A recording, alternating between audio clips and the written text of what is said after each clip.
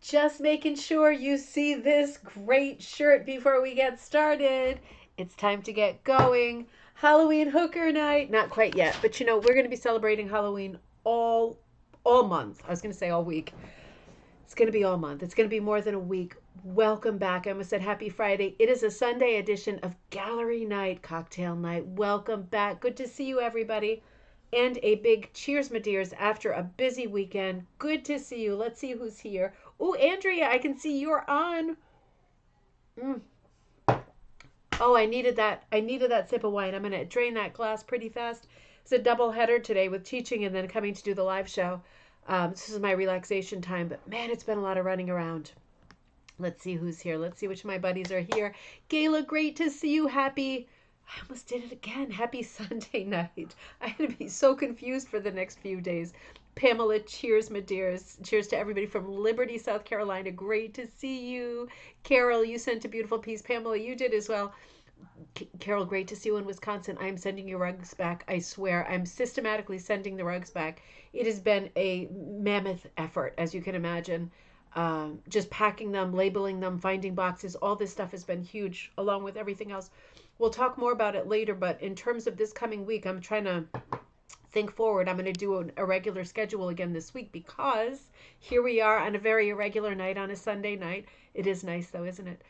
And tomorrow is a usual show day, but tomorrow I am a chaperone on Teddy's field at his, what do they call them when you exit the school? Field trip. It's a field trip day.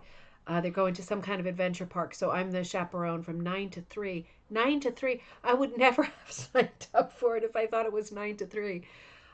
So that's tomorrow. So I'm going to try to squeeze in another episode, which I will. I'll try to get like a full course going next week. Because remember, on Wednesday, I am going to Maine, to York. And I just wrote Grace Collette, definitely on the late side. There's no reason why she should be on answering me at this time of night on a Sunday. But I wrote her for the actual address of the meeting because she said, all are welcome.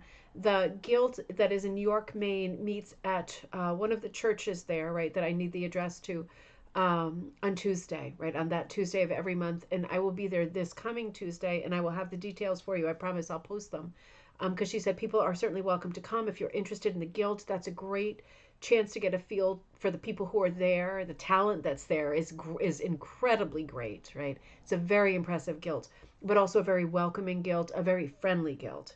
So I will be there speaking on Tuesday, and that will be the first time that I take out some of the design like rugs. So that will be the first time I do that presentation, and that should be a lot of fun. That's an in-person thing. And I'll give you more details on that. I'll check my phone later to see if she happens to write tonight. I should have asked her sooner. I was teaching all day. There's just been a huge amount of busyness again. You know that feeling when things are crazy and busy, and you actually have to make a mental effort to keep the panic from rising. Do you know that feeling where it's like I could easily give in and get go off my chain, right, and detach from chain, and it would all go to hell in a handbasket. So I'm keeping it very controlled. It's a lot in the next few days, but I do want to catch up on some shows. I still have more rugs to show you from Deerfield. There's other shows happening right now I'd like to get to, record some more great rugs.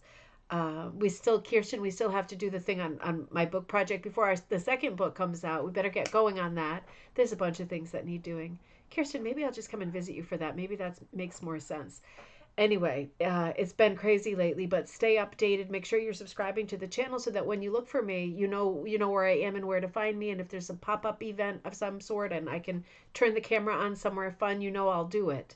So make sure you're subscribed so you don't miss anything fun like that. There's Kirsten. Hello in Vermont. Only here for a minute. Great to see you, even for a minute. Kaz, great to see you. Happy gallery night. You're back in Wisconsin. Gosh, it seems like that time in Minnesota went by in a flash, doesn't it? To me, it seems like it was very, very fast. I hope your son had a great time in Japan. Andrea, great to see you in the UK. You might not stay for the whole show because you need to pack for tomorrow, a short getaway to clear your thoughts. I hope everything is okay. I hope John is doing well. And I hope it's a happy trip for you. Take some nice pictures for us and gather some inspiration. Karen, great to see you. Good evening from sunny, crisp Black Forest, Colorado. It is a nice day here too, I have to say. By the way, I'm just going to say there is a terrible squeaky noise coming from my chair. It is indeed coming from my chair, if you know what I mean, because it's doing like it's a questionable noise. Yesterday I was a real jerk and I said, it must be Saturday because it's pouring rain. And I mean, it's literally every weekend here. Today it was rainy, but then it was sunny and rain, and it's a real mixed bag. I hope that you have the opportunity to go out to local stalls and stands and farms and things if they mean anything to you, and grab some pumpkins there, grab some mums, grab something, because these small operations, if you're in a region where it is raining every weekend of their big season, every weekend, I'm really going out of my way to pick up stuff in small places and local places because I'm really worried I'm not going to see them next year. One season is all it takes to kill a small business that's already kind of limping along. Very worrying. Catherine, great to see you. Gallery night. Ryan, great to see you. I bet you're almost finished with your piece. Are you? Are you getting there? I think you must be. You are in North Texas drinking some bee's knees. Oh, shepherd's pie in the oven, so good. And freshly dyed yarn drying on the line. Peace and love to you all. I feel like we are the crazy X-Men of the craft who are who get here together to touch base and do Wonder Twin Powers activate, and everybody's doing crazy stuff and surrounded by their supplies and their projects, and I just feel so lucky that we have this. It's so much fun every time. Melissa, great to see you. Good evening. On this cool fall night working on sweater weather. Oh, I can't wait to get back to that pattern. I can't wait. I just love that pattern. Did you all see that short I put out last weekend? I'm going to say it because I was so proud of myself. I managed to put out a short while I was working on my pattern that's called Sweater Weather, which is a witch walking with a big oversized sweater walking through the woods. And the trees are all, for me in my version, they're all crazy colors of like pinks and stripes and stripy tree branches. And I'm still deciding how I want her to look, her attire. But I'm gonna have to shut that door if Teddy's gonna do this like barking thing. We'll see what's happening. He's having an autism moment, I guess. Good old Ted. But was working on that, and I went out onto the balcony of the hotel last weekend in New Hampshire, and our room was on the second floor, and there was like a little balcony, and I managed to record like a short, which is under a minute, looking down at the pattern on my lap as I was working on it, and then I panned up and um, I scrolled to the trees. Sorry, I'm just listening. And they were just beautiful in the distance. And then I dropped in the Nat King Cole song, "'Tis Autumn." And it was like, la di da, 'tis autumn. And then it switched and the lyrics said something like, "The trees, da da da da." And at that moment, it was a coincidence, but that was the moment that I picked the camera up at it. It was just perfect. I was very proud of myself because I managed to combine technology, uh, music, and like the video. I mean, I'm the worst. So I thought that was remarkable. I'm loving that pattern. Melanie, great to see you. Hello from cool and rainy Washington State. Happy gallery night. Working on a neutral abstract for your granddaughter. That's fantastic. I love a good abstract. That came up a lot today. God, when I teach a class in person, my mouth just runs. It's 3 hours, to be fair. I guess I'm one of those people who's not that. I gotta shut that door now. Buttons, the dog, is in on it. Sorry, I was so comfortable in my chair too. Sorry. Got my leggings on and all. It's like 3 hours, and I just feel like I just big gaps of silence. So we were talking a lot about abstracts and tapestry, weaving versus other forms like hooking and punching. There were some people in the class who were punching, some people who were hooking. Here, let me show you a picture, and then I'll come back to our lineup for tonight. It was very fun. I was at Madison Wool, where I am. There's a lot of places I teach, but I tend to, oops, wait a minute, that's not right. I tend to teach in Madison. I'll come back to that in a second. Once a month, because the owner of Madison Wool, Dana, is one of my good buddies, and I just love going down there. It's half an hour away. So I took some pictures, and you can see here people are working. It was a full class of 10. This is the workroom, so this is it. Like, this is what we can do. We can't do another person, sadly. We once tried to put a second table in on the side, but it was very hard because as is, I'm constantly circling the table. But this group of 10 did. It was remarkable how well everybody did today. People, a lot of people do quite well in class, but if you teach, or if you remember back to school or teaching or being a student, usually there's, I'm not going to say weak links. I guess I did. But in this class, everybody did remarkably well. And I always feel so happy when that happens, because, the main thing for me is to get people going on their projects. 8 people hooked, 2 people punched. I just want to sort of send people away with a great feeling of confidence and enthusiasm about the craft, and just a really solid feeling like they are going to do well, right? That they don't need me helicoptering over their shoulder and, oh, where's the teacher? I don't know how to fill this section in. I that's the one thing I want, is for them to leave and think, so I ran out of this color. It's blue. I'm going to use my jeans, and I'm going to use some of that. It's going to be close enough for all intents and purposes. And I feel like everybody just had that really thrift spirit, the old time spirit of the craft. Everybody was really positive, and we got a lot into talking about different backings, different forms, and abstraction, and using latch hook backing to create abstraction. Because somebody said, oh, I have a lot of felt sweaters, like accidentally felted sweaters. And I said, take out the latch hook backing, cut them really wide, because you're never going to pull them through cloth, right? You're never going to pull them through traditional backing. Take out a latch hook backing, or go to Savers or something and you can find, abandoned latch hook projects in a lot of places, and just flip it over and start from scratch and just work it through abstract. What a fun project. What a low pressure project too. Such a fun class. I really, really enjoyed it today.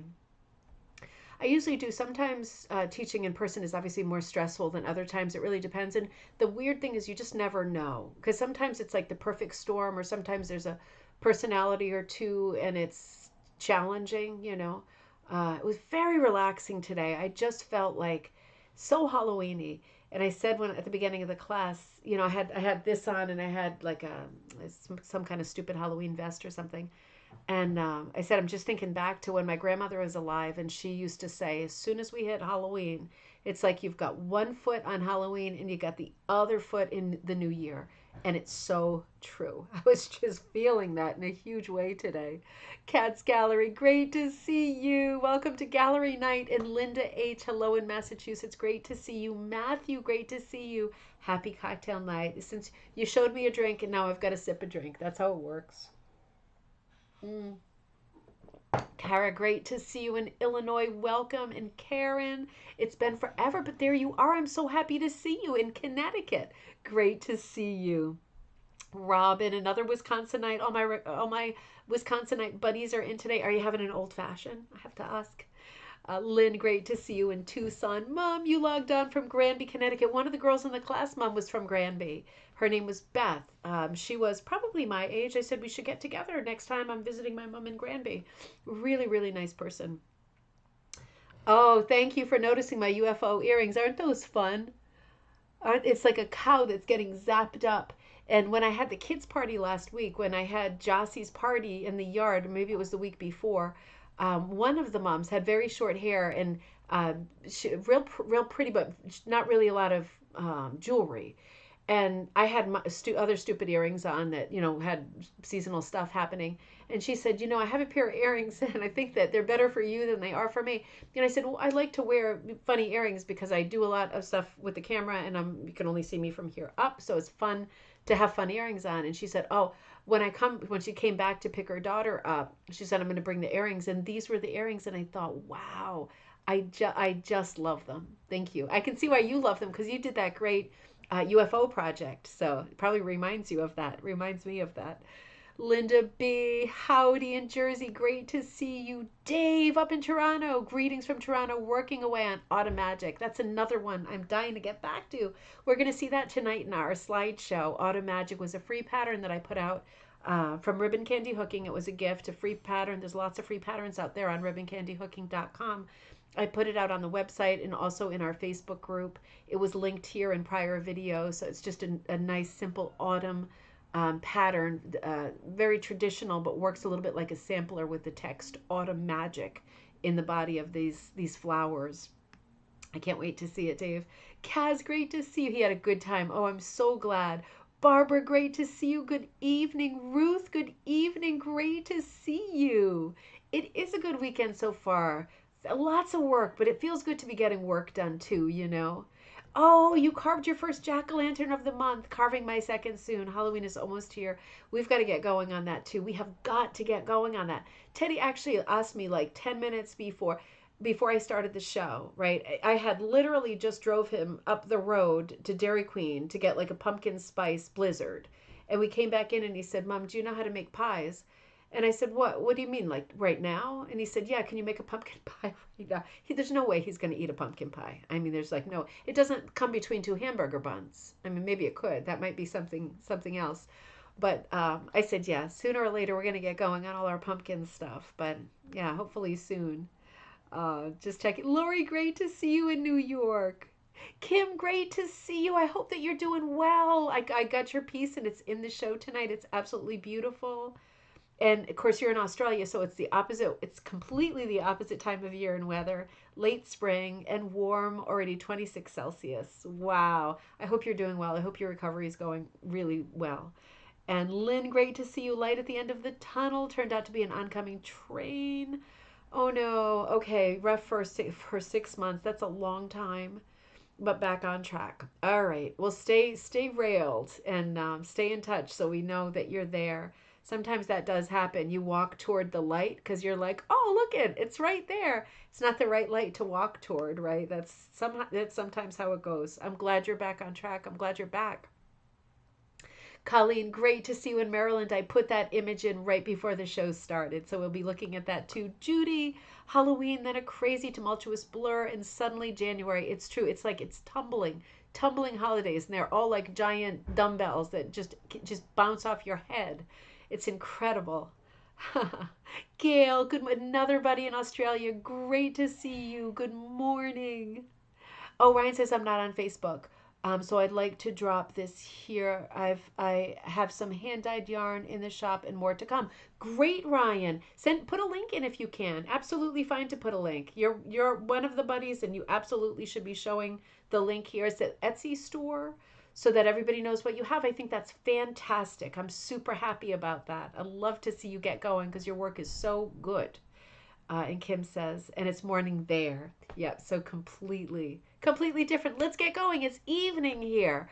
Let's see what we have to catch up on. I am very happy to be sitting down with a glass of wine. I will tell you. Let me see where I put. Hang on. I'm already messing around. You know me. There we go. Let's get rid of this. So let me show you a couple of things that I did over the weekend. I honestly can't even remember what I did over the weekend. Oh, you know what I did? I ended up, remember on Friday I was canceling the show because we were going to go next door to the new neighbors they're having like a sip and paint party and sipping wine and they had put the word out like they wanted a bunch of paintings that you could paint like ghosts and stuff into the background kind of as a joke. And I happen to have like, a dozen paintings that I don't want here. They were not Van Goghs, don't worry. They were like silly and low quality and also not charming. So I gave them a ton of paintings and our hope was to go over. But at the end of the day, I realized that with the weather being what it was, we had tickets to like a fright night at our local amusement park. And I realized I had Friday night or one other chance this entire month to go. And I thought, well, it's going to be a forfeit if it rains that other night. And I knew it wasn't raining Friday. So on Friday, when I would have run the show, didn't go to the party, but I took the kids to this great amusement park. And it was absolutely wonderful. It was like a private party with no lines. We had a wonderful time. It was truly amazing. And then I worked like a dog yesterday to catch up and get ready for classes and all of that. And yesterday I was working on some dyeing. I woke up at about 5:30 and started dyeing. It's like one of those like, you're a redneck jokes, but you're a rug hooker when, it's 6:45 in the morning and you've already dyed 45 colors of pantyhose, right? That's got to be one of those, you're a rug hooker when.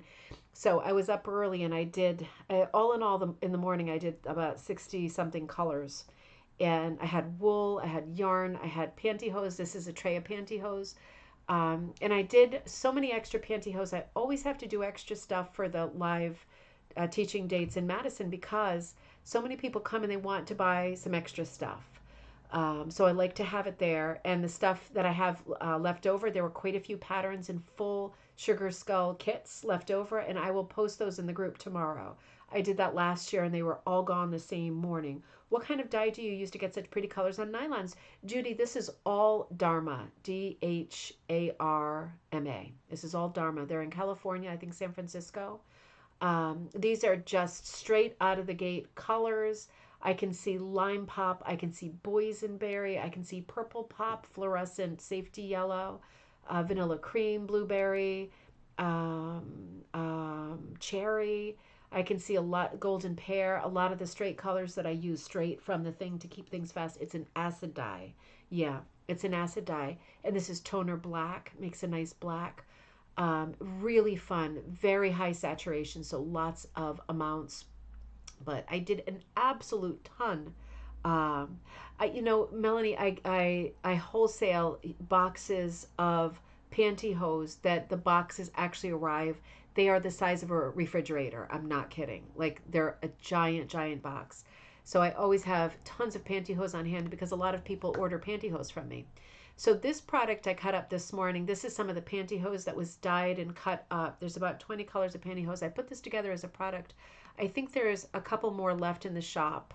And I filled up the little Halloween bags that look like this, right? It's random bags. So this product went into the store this morning. They are really full. I'm opening it here. It's hard to pull the drawstring because they are that full. I think they're 5 ounces, which doesn't sound like a lot, but in pantyhose language, that's a crazy amount. So those are there in the shop. I think they're $22 as long as they last. That was one of the many things I dyed recently, but that was a thing from this morning. And I brought them to the class, and I'll tell you, I wish I took some close-ups of some of the work people, oops, that was a spoiler alert. Spoiler alert of some of the work that people were doing. I just have the distant shots.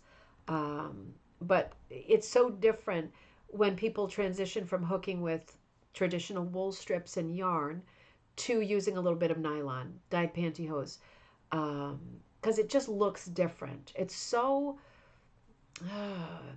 mushy is not a very descriptive word. It's so tactile. It's very, very different, and it holds the color differently. It really stands out. It's apples and oranges. It's not like it's better than wool or better than yarn, but it is very, very different. And to see with these sugar skulls, the combination of people just filling in certain lines with the pantyhose, fantastic. It was absolutely fantastic. I am going to work this coming week at the end of the week because I have to do Maine early, do the talk in Maine.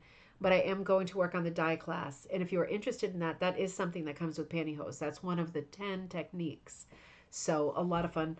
Ryan says pantyhose is so different. I love the look, and it's sometimes smoother to hook. I agree. It's very pretty results. I feel it is smoother to hook.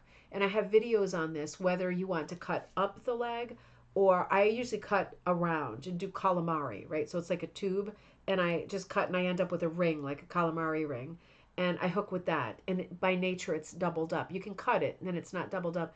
But I usually, because it's so sheer, even when it's opaque, I usually just leave it as a little calamari ring, about half an inch or a little bit wider. Because of course, the edges want to curl in.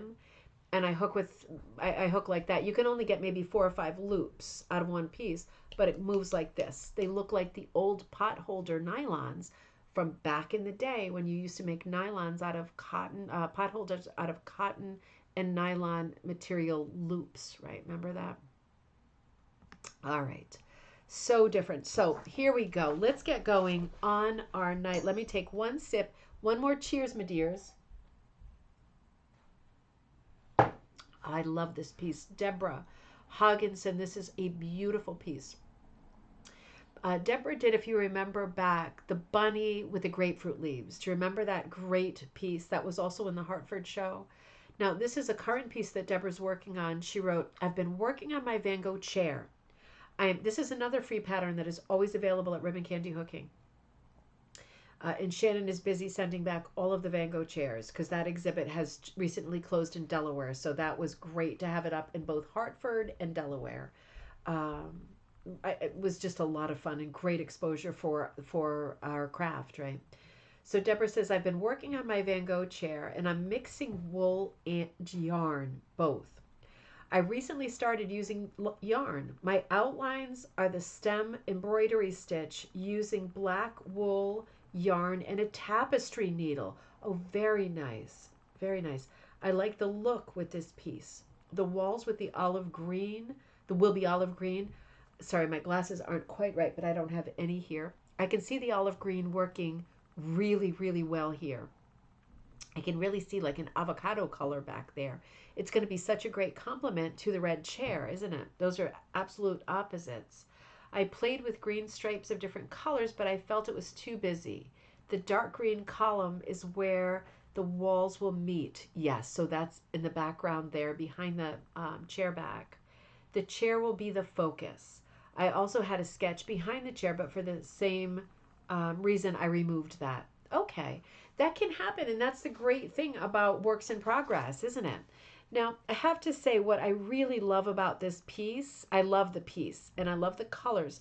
I love the changes because the lines are exactly the same as the Van Gogh painting, which is the same as the line drawing that I did. That's, up for free on Ribbon Candy Hooking, so you're very welcome to do it too.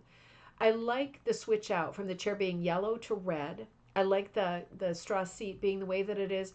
A lot of things have remained the same, but one thing that's different is Deborah really took advantage of this idea of the project, which was what would be on the seat. And in this case, it is a letter to Teo. And Teo was Vincent's brother, and he was almost like a diarist when he wrote to Teo. He wrote him constantly. It was very, very personal.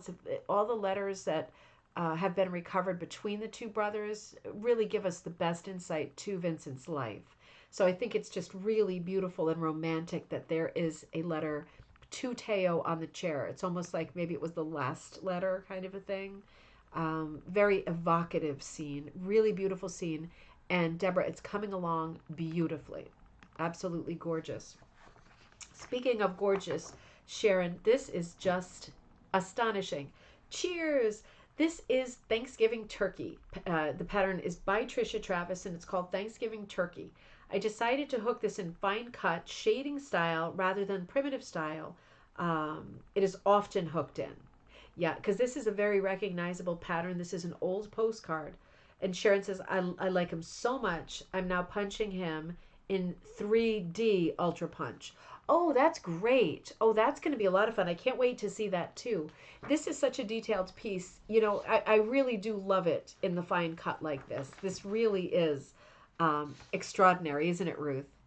Yeah, it's just it's over the top great. The blending of the colors, the balance, that neutral border that still has a lot of movement and color shift, the sort of patriotic ribbon on the pumpkin. It's so Victorian, the ears of corn sticking out. It is a wow. It's really spectacular. This is just an astonishing piece. You know, I stock a lot of these old postcards, and I do like a lot of them. And sometimes for me, postcards can fall flat just because they can be predictable, right? Because we've all seen all these Victorian sentiments, and sometimes they're a little bit insipid. Well, not this one. This one is really, it feels like it's a nice Victorian piece with those old-fashioned lines, but the way that it's completed is so over the top, fantastic. It almost looks like an ad for a movie or a musical. It's a beautiful heirloom, Karen. It is. Yeah, it is, Ryan. It's insane. Vintage poster. It is absolutely a postcard, so it does have that vibe. It's absolutely fantastic. Beautiful, beautiful piece. Sharon, it's out of the park. Absolutely beautiful. Pam, you sent your beautiful work in progress. And I have a bunch of photos. And I haven't been following this because I haven't been online a lot. So let's look. This is going to be your next great award-winning piece without a doubt. Hi, Deanna. Happy Friday. We're having some great times in South Carolina. The weather is fabulous. I love autumn. Also, good news. Tommy won second prize in our local Artist Guild show this past week with a colored pencil piece he did of our granddaughter Shannon when she was little. Oh, isn't that fun, Pam? Good for him. Isn't that fantastic? Honest to God, the both of you. That is so fun. That is really fun news. I never read your messages before I come live, so that is really fun news. And the piece that Tommy did is called Dawn's Early Light. And I'm guessing Dawn, oh no, Shannon is the granddaughter. Dawn's Early Light. Maybe you can send a picture of that. I would love to see that. There's a backstory to the painting, and I have that along with a photo of the painting on, oh no, on your face. See, I wish I would have seen that. I didn't read it yet. I should have, because the painting is on your Facebook page, Pam Camp, Pamela Camp, CAMP. Oh, I would love to see that. Tommy and I will both be working with our mayor, Erica Woods, to bring some arts related events to our little town of Liberty, South Carolina. I am hoping that we can plan an event that will feature the upstate rug hooking community. That's on my list of wants. And I am going to really push for that as one that we can have every year. That sounds amazing. Gosh, that'd be something I would love to travel to. Let me know how that goes. I would really be interested in traveling. Lucky Gardenia's Dashboard Confessional. What a great name. Hello in Fort Worth, Texas. You're new to hooking and you're loving it. Well, I am so happy to hear that. That is fantastic news. Super welcome. And I love that name. That is really fun. Yeah, keep me updated, Pam. I'd be, South Carolina's someplace I don't go to that often, but God, I do love traveling around and doing a little antiquing down there. Good. Oh, Pamela Hunt. That's right. That's right. Gosh, sorry about that. Maybe I put a typo. Maybe I put a typo on here, or am I confusing myself?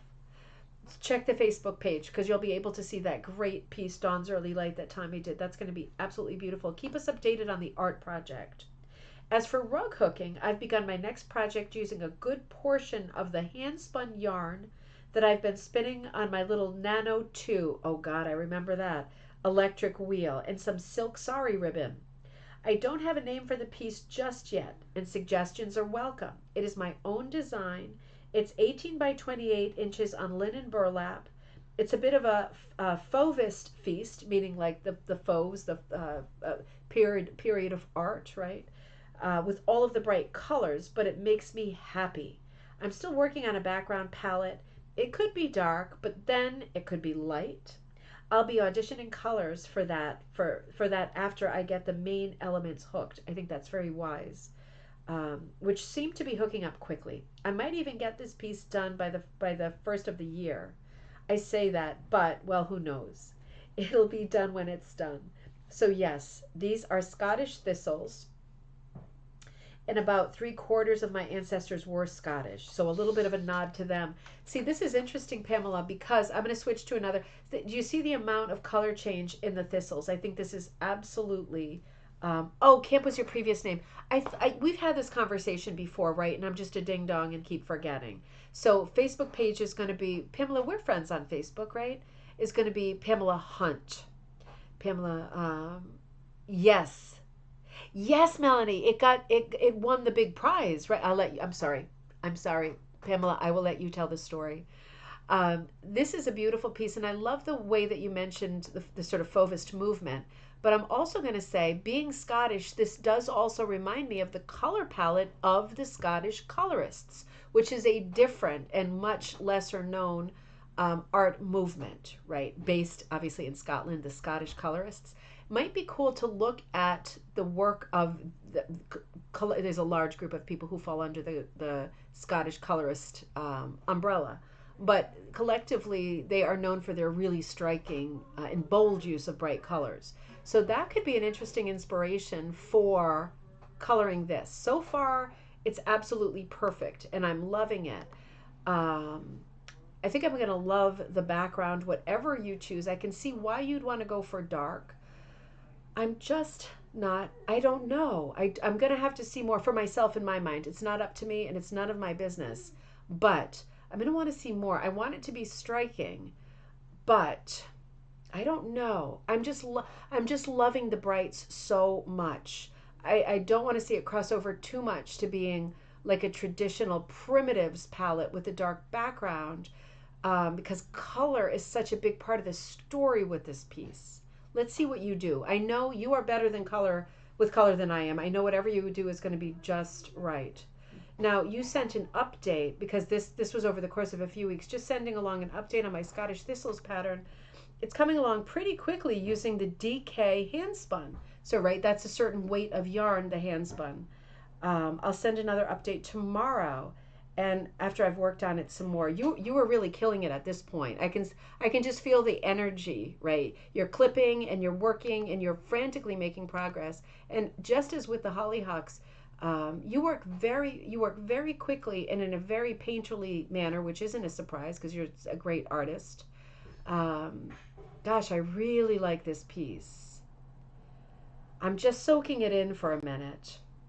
And then you wrote later, here's one last photo of where I am with the thistle rug. I've done some redesigning because I wasn't quite happy with the leaves as I had them. God, do I love them now. I hope you're not going to change them from this. This is just beyond perfection. They weren't big enough. Well, this is great. This is great, isn't it? Because I agree they should be bold because thistles are like weeds, right? I mean, they actually weeds, right? A big part of it is the leaf, the wild sort of hollyberry shape of the leaf. It's a wild shape and it's a real signature shape and it's a great companion to accompany the thistle. So having that in place too really makes a main character here. The thistle is just unreal. Has a little bit of a pineapple-y feel to it, but the color palette squarely lands it in the thistle family. Let me just catch up with this proportion wise. Let's see the flower. Okay, so you said that's done. I'll adjust the top leaves when I scroll it down to work on. Oh, yeah, because you've got it on that frame. Proportion wise, the flower portion is more appropriate. So I didn't have to do a thing to that. I wish the colors would show up better because most of that very dark color in the bottom section is a deep purple, blue, and red grape. I know what you mean. On the cameras and monitors and stuff, you don't always get great color. So you're saying that purple, blue color is very pronounced and there's a red grape color. Red grape is one of my favorite colors. It's such a shapeshifter of a color. It's such a natural, fruity, happy, familiar color, right? I feel like red grape, cranberry, some of those colors for me like just hit me right in the heart. And I can't say why. They're embedded, right? Absolute. You're using your Chetty Camp frame. Yeah, so you do scroll like that. And you said, anyway, I am really liking this one and I hope it'll take me less time than the last one. Pamela, it really looks like it will. I think you will be done by Christmas. And then you wrote, yes, it's me again. Just wanted to give you an update on where I got today with my rug. Oh, maybe there's one more photo. Cheers. The small flowers are purple. I didn't know why I can't capture the true colors of the darks. Isn't that frustrating? Maybe there's one more. Yeah, I think there's one more. Is there one more after that? Nope. I know what you mean. God, I love this so much. Now, what are you all thinking about the background, right? Gosh. Gosh. I'm going to say for myself, right? And everybody feels differently about color. I would say for me, the Hollyhocks had a light background, right? Your last masterpiece had a light background. For me, these colors are so um, they're like haunting, right? It's so unusual, this color palette. Name me another piece you've seen recently that has this many pinks, purples, yellows, and browns, right? So different. For me, the colors that I would be thinking about are see, and I don't know how much purple is actually in this piece, but I would be thinking about cooler purples, like blue purples, more not the red grape, but like a blue grape, possibly a cranberry, although that might come too close to your pinks, maybe more like a blue cranberry, possibly a forest green. Those would be the ones that I think I would be thinking about. Even a blueberry, but for me it would have to be it couldn't be a sky color. It would really have to be something fruity and very striking so that it could maintain the weight of the motif. And Dave says perhaps a turquoise or teal for the background. Also a great suggestion. Ryan thinks blue for the sky. When in doubt, I always fill in the background with the sky. Maybe a light blue. So yeah, so there is absolutely always the thought that you can fill in the background in a literal sense with the colors of the sky. Now, I remember with hollyhocks there was a lot of color shift in the background, and I thought that was really interesting. It might be that you find a background color or a piece of material that is really unexpected, or maybe very, very, see, again, I'm thinking you probably don't want it to be exactly like Hollyhocks, because Hollyhocks was very, very pale in the background with a lot of color change. I think it'd be fun to see this with a more bold background than the Hollyhocks, just for a change, right? And Melanie says an icy light blue would pop those pinks. That's absolutely true. And Ryan says a beautiful floral piece. Lynn says I'm thinking about a light variegated gray. You know, that's interesting, Lynn, because I wasn't thinking about a neutral. That is interesting. You know, that's very interesting because when I look at the browns, they're very warm and they're very green, right? There are several browns in here, but they're all warm family browns. Um, that's interesting because like a cool neutral gray in the background, it's hard to say. I know you're going to make the right decision. I always go for brights personally, but I also have to say my second choice would be after the ones that I said that I would go for just because I'm crazy and I always go for something crazy.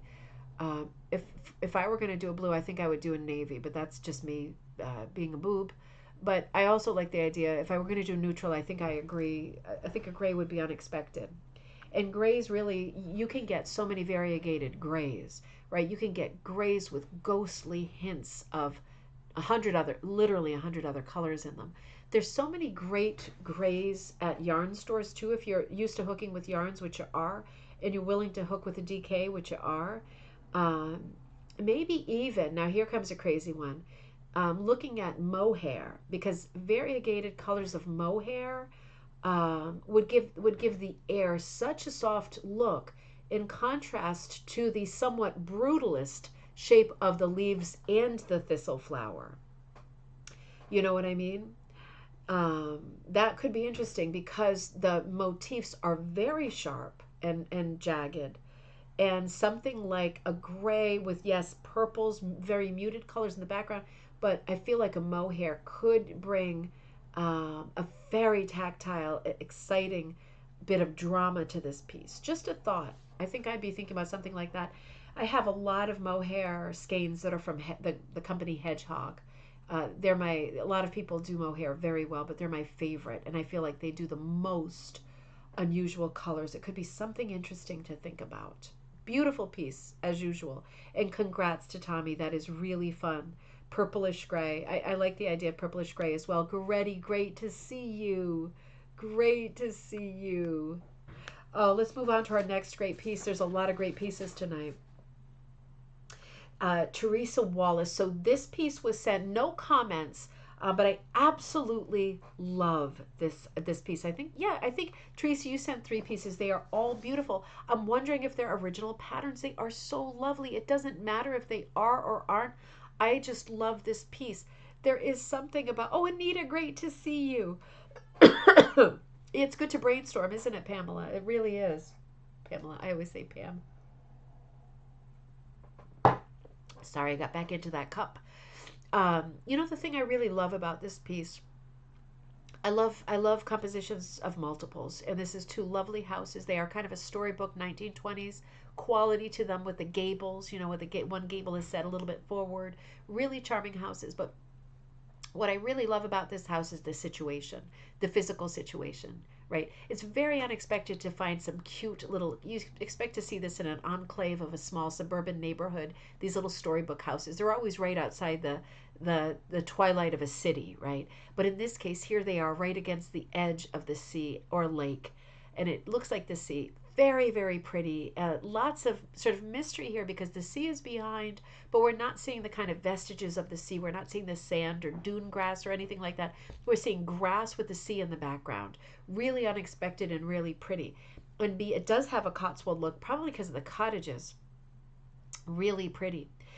The thing that I most like about this piece is the relationship between the 2 houses because they are of a similar scale, and there is something so friendly about that little paver stone path that's connecting them. It's not connecting them to the rest of the world. It's only connecting them to each other. And I think that in itself, it's a simple composition. It's beautifully hooked. Absolutely beautiful. But I think that little story of the 2 houses being linked just to each other, like, you know, a land all on its own where these two little houses exist, is very companionable. I think it's very, very sweet. It's a sweet sentiment. It's just it's got a sort of fairy tale quality to it. It's got endless charm, best friends. Yeah, that's what it feels like, Pam, doesn't it? It feels like there's a story here that revolves around the relationship between these two houses. It's not going to be a Romeo and Juliet, is it? This is a happy story. So it's really pretty, and I'm sorry, I'm squeaking around in the chair while I just move my legs. I'm turning into an old goat, and my bones. Hold on, I'm just repositioning. My bones really, everything. I can complain about every part of my body. All right. Oh, just beautiful. Mom says, I agree, Pamela. Look at the cobbled walk. It can sustain a lot of loving traffic. That's so sweet. I love it. I love the little flowers that are springing up too. It's so cheerful. It's so cheerful. It's really, really a great piece. So this is Teresa Wallace, and Teresa sent a couple more pieces that are just so charming. This is very different than what we just saw, and I'm still maybe mother and daughter. Absolutely, Goretti. That absolutely. This is just another beautiful piece.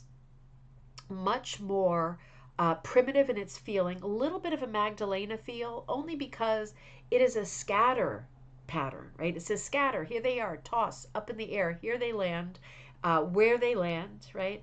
And it's like farm animals, all Magdalena motifs, flowers, leaves, animals. But the background is not Magdalena. It's very different. It's not those kinds of dour browns, those earthy colors. No, it's really rich jewel type colors.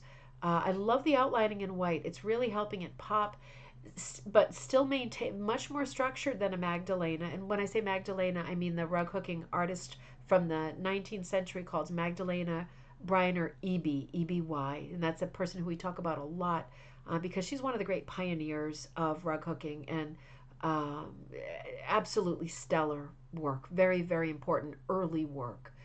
So I also love the way that this is boxed in, and the presence of the lamb's tongue, which is the motif on the border. I love the variety of motifs on the border, right? Because it has a little bit of an Art Deco thing with the lines, and then it gives way to squared corners, very deco, and then the lamb's tongues. So it's a real cocktail of different motifs and sort of different inspirations, I think. It's like a take on a Magdalena, but I love the separation because Magdalena always put lamb's tongues right into the composition. I like the break here because it is like a hat tip to the past, because they are present, but they are very deco looking lamb's tongues, right? It looks like this could be some kind of architectural relief on the exterior of a beautiful old movie theater, right? Something like that. They're very structured. They're not irregular or dumpy looking molehill type lamb's tongues, which are also lovely. These are just very structured, and they become a great vehicle for all of this hit or miss color placement. Really, really, really lovely. This is an extraordinary piece. I haven't seen anything like this. It really took me by surprise. I like the introduction of the polka dots too, which in some place almost look like lace or eyelet. I really like that because while that is not one of Magdalena's motifs, it is a Victorian motif, right? And it brings to mind like the costume of that period. Some of the flowers are not Magdalena flowers. She certainly did not articulate flowers this well, but she did have flowers. And some of the sort of posy clusters and stuff do remind me more of a Victorian crazy quilt or scrapbook or die cuts, right? They're little die cut papers that they would use in scrapbooks and things like that. It's just so beautiful and so different. My mom says, oh my God, yes, Magdalena, patterning memories of your great class. Oh, thanks, Mom. Hearts and leaves, stars and animals. And I love the lamb's tongue border. I do too. I love everything about this piece. It's just exquisite. It's very smart. And Pam says, I really like the scattered look. It's like a crazy quilt. And then the border is different, but perfect. Just perfectly paired together. It's a great drama here between the irregular scatter pattern in the center, right? And the very formulaic geometry of the border. So when we have two worlds colliding like this, it creates drama, right? Whether you mean for it or not, it creates a lot of drama. And that is a good thing because drama is interest, right?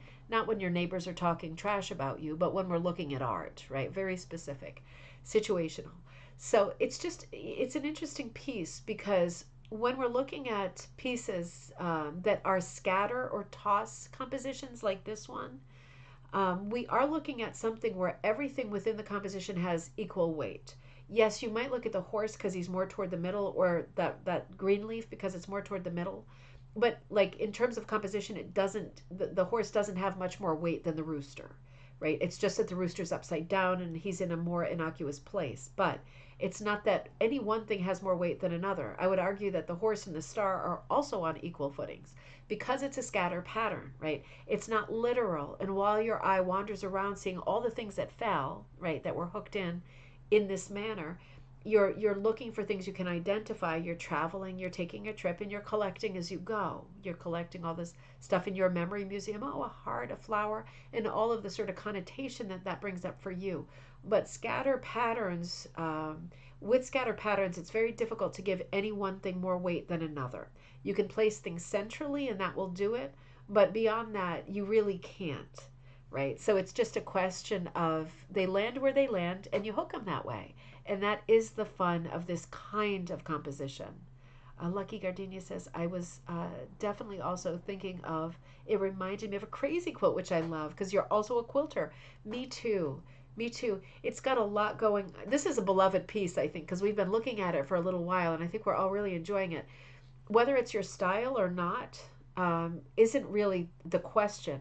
It's that this single piece presents a lot of ideas and reminders for techniques and motifs that you might want to use, right, in your style. This is a great way of collecting motifs. Another piece by Teresa Wallace, a very different, another primitive piece, but done in a very different style, much more traditional. Another beautiful piece that's hanging. It looks like the colors are a little bit warm on this in terms of the monitor, but beautiful marble cake background in those light colors. Lovely decorated urn, right, with a kind of teardrop. It looks like a sculptural cutout. Beautiful filigree handles. Very symmetrical stem coming up with lovely scalloped leaves. These are all kind of make-believe flowers. And then the beautiful flowers with the seeds that are showing.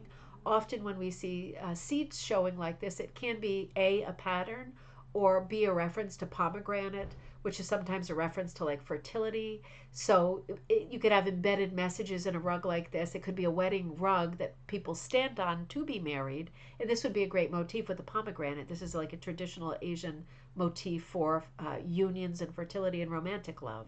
So just absolutely beautiful. I love how with this piece, it's oriented in such a way that it should not be flipped and it cannot be flipped. It's very symmetrical and it seems very forgiving. But the fact that those 4 blue hearts are heads up, right, each with a little khaki colored squiggle in it, really smart. And it does remind us, and Pam is making a great point, it is like a fractal pattern. It does remind us of Penn Dutch, Pennsylvania Dutch style, which is usually a half pattern, meaning if you folded this in half, you would have the same pattern perfectly symmetrical on both sides, right? It could easily be on a dowry trunk or painted onto a wall or a document for a birth certificate, marriage certificate, some kind of property ownership certificate, right? Fractor literally means an official document with both text and decoration, handmade decoration. Absolutely beautiful pieces, Teresa. These are gorgeous. I'm very, very, very happy to have these in gallery night, and I hope you send us all of the work that you do because you are doing really extraordinary work, and it's well worth seeing, remarking on, and being inspired by. Now, my friend Karen Hawthorne did this great mini punch piece. This is Split Bloom Garden. This is a ribbon candy hooking design, and you can see that she applied this very cleverly to a tote bag. How great is that?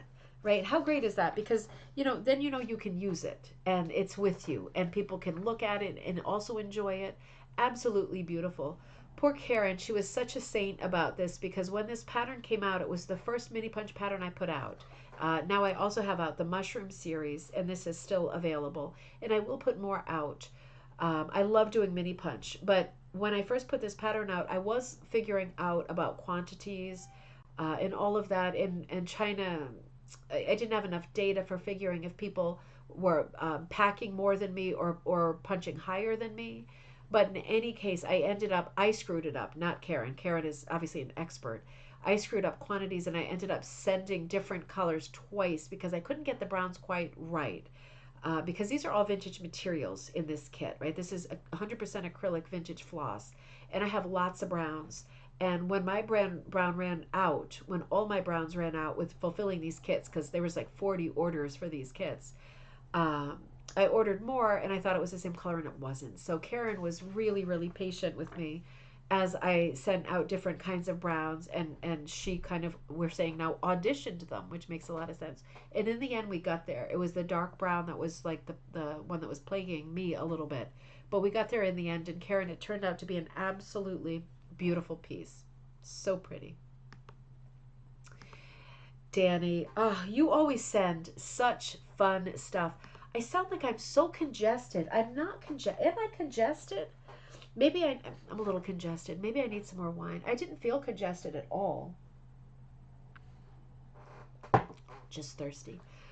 Danny, you always send such fun and original stuff. I just love getting emails from you, everybody. But I know when I open your emails, it's always going to be something really fun. This is no exception.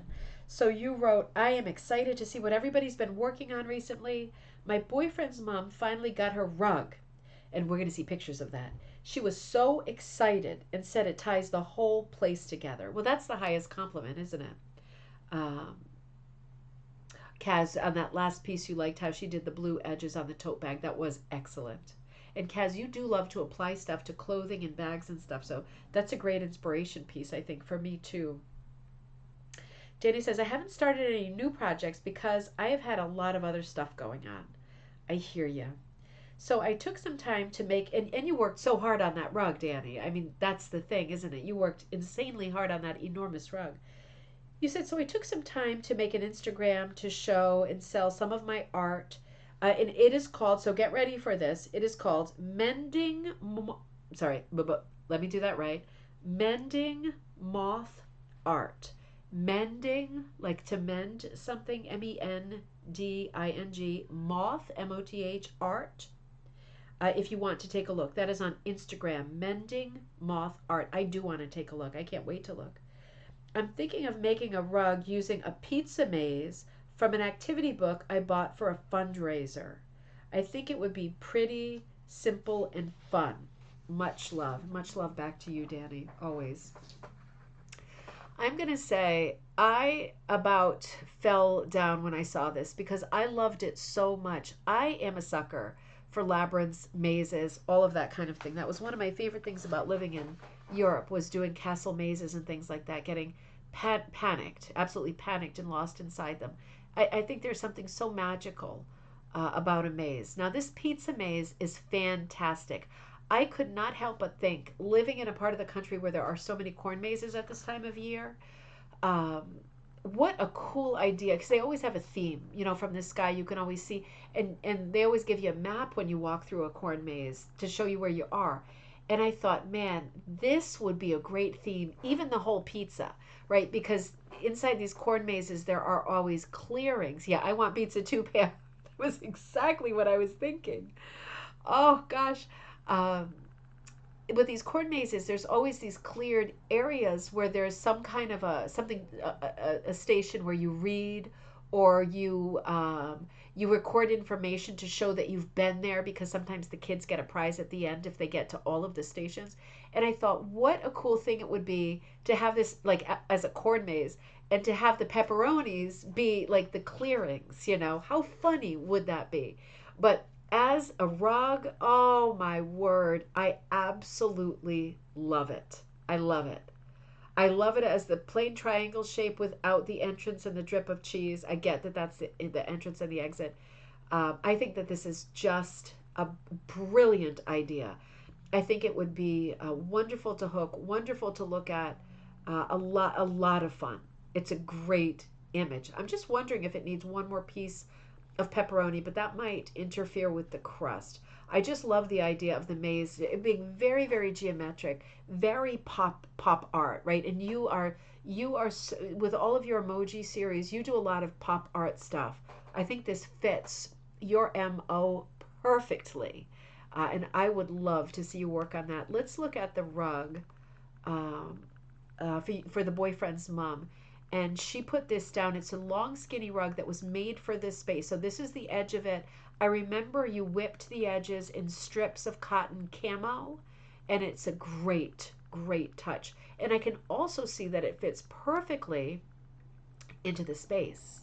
I mean, look at that. That is a absolutely perfect fit. That is fan. You did such a good job. And it really does add life. There's a lot of neutral colors in this space with the bedspreads and the pillows, the surfaces, the tables. There's a lot of neutral colors. The way that this rug moves from the reds to the blues to the sort of neutrals, it does have a little patriotic flavor. I just noticed that. But God, it's such a great piece. It's such a great hit or miss piece. I absolutely love it. I love it. Sometimes I see the heart on my screen uh, wafting smaller hearts. Do you all see that? I'm just wondering if it means people are giving the love to it or something. And it's just it's such a cool thing to see it. I always wonder what's that. Um, Danny, this is amazing. As usual, really interesting. I love the idea of the pizza. I love looking at finished pieces. I love looking at pieces that you're working on, but I also love looking at ideas. Remember that saying, and I'm never going to remember who said it. The heart just did its thing again. It's like pulsating. Um, it's something like people with small minds talk about other people. People, when I say small minds, I mean like intellect. People with like medium intellect talk about things that are in front of them, like events. Um, and people with really vast intellect talk about ideas. In other words, things that are abstract. Now, I don't think that saying is completely fair or true, but it's an interesting thing to think about in terms of abstraction and ideas and um, the way that you often give us ideas, like the emoji series and now the pizza slice. It's interesting to talk about ideas because they're just as visual and they have just as much magic and inspiration as looking at finished pieces. The reason I say that is because, hey Danny, if you all are working on things or you're kicking around an idea like pizza, like the pizza, I just love this idea. Um, Send those to me on gallery night too. It's fun for us to talk together about this stuff and kind of tease it out a little bit, isn't it? It's fun for me. This couldn't be any better. Your boyfriend's mom must be just absolutely beyond over the moon, doing backflips, I hope, because this is just an extraordinary piece. And do you remember Danny had to repair it after the I think it was just one of the pups, right? Kind of went to town on it. That was a big project. And you handled that like a champ. You didn't lose your cool, lose your mind. You just made the repair and moved on with life. This is absolutely fantastic. I love it and sending you very much love. Karen, you sent some beautiful pieces this week too. God, this piece is just, it's just extraordinary. So Karen said, this is Karen Garby. This is my progress on a combination embroidery, felting, beading, applique piece. I started this piece in Ali Strebel's class this summer at Solder. This is my original design. So this is your hummingbirds. I'm going to look at the larger picture of it too with both of the hummingbirds. We saw this at an earlier stage. So this is not a hook design. This is on linen, but this is done with needles. It's done with stitching needles, right? Needles with an eye that carry the thread through, and it's also done with the stabby felt needle because if you look closely, the head of the hummingbird is felted. But man, there are some extraordinary stitches in here. I'm going to drag it open just a little bit so we can look at it. Even you always said very high quality pictures, so I know I can do this. I see chain stitch. I see that sort of the little saddle areas, the breast and the back on it is like a piece of quilting fabric, isn't it? And it's like a purple and red polka dot, and it's got some stitching over it. Right? It's got like the scalloping over it, like the clamshell. absolutely beautiful. There are a lot of techniques represented here. I'm just going to have another sip. Karen, it's just an extraordinary piece. I mean, I can't wait to see it evolve. I imagine this is very time consuming. I love the greens and the ombre quality from going from one green to another to another. I think that is just exquisite. Exquisite is the right word for this piece. It really is exquisite. Karen, I wonder if you're going to do the hummingbirds to match or if you're going to do them differently. Hold on just a second. I feel like I need to blow, my horn. Um, and I don't see anything but printer paper. So that could be a paper cut waiting to happen. Oh, well. Oh, wait a minute. I see some. No, that is wrapping paper. I'm gonna mute myself for a second. Hang on. Talk amongst yourselves. Hang on just a second. And hopefully you don't hear this.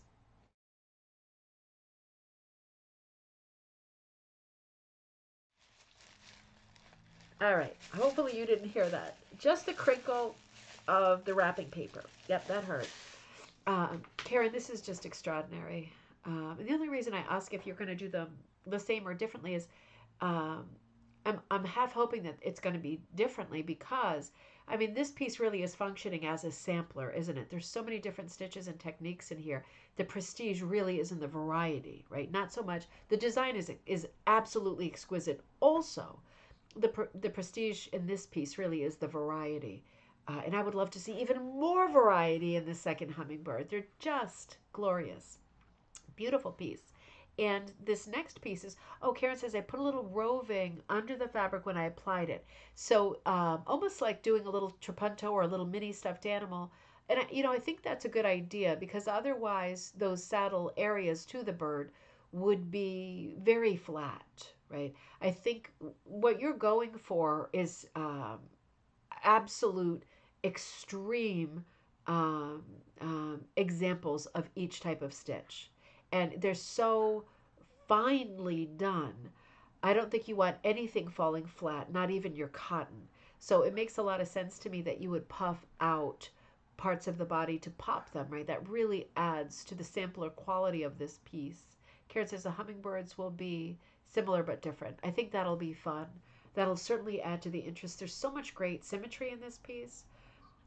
I'm just, my eyes just gonna, it keeps flashing around that one hummingbird, and when both are finished, I think it's gonna be flashing between them at incredible speed, as fast as a hummingbird's wings, right? That's pretty fast. Now, there's some other pieces that you sent that are also really different, really great pieces. These are coasters that you designed for your daughter and her partner's new tiki bar that they're building this winter. There's a total of 6. I think this is a great idea. I know you wanted to do something special. This is so special. So let's look at these coasters. Karen, I love the colors in this. I love the really earthy, literal colors of the turtle, and my mom said of the hummingbird. The design and symmetry of the hummingbird is so pleasing to the eye. It really is. A hummingbird is such a beautiful shape. It's almost like a dragon, isn't it? The way that it has such a strong forward thrust, such weight in the tail, and wings that open like a dragon's wings, right? It's such an unusual little creature, and it's such a beloved creature, I think, because of its diminutive size, but also just the fact that it's always got its little long snout in flowers, and it's buzzing so quickly around you. Almost think it's a bumblebee or something like that. And they're just such extraordinary and mysterious little creatures. So these coasters are going to be for your daughter and her partner, and they are going to love this for their tiki bar. Really well themed out, kind of tropical animals and places, vistas. Love this sky on this. This is like that burning sunset sky, just tropical and beautiful. So beautiful. Underwater scene with what looks like a coral reef and some lovely fishes swimming through.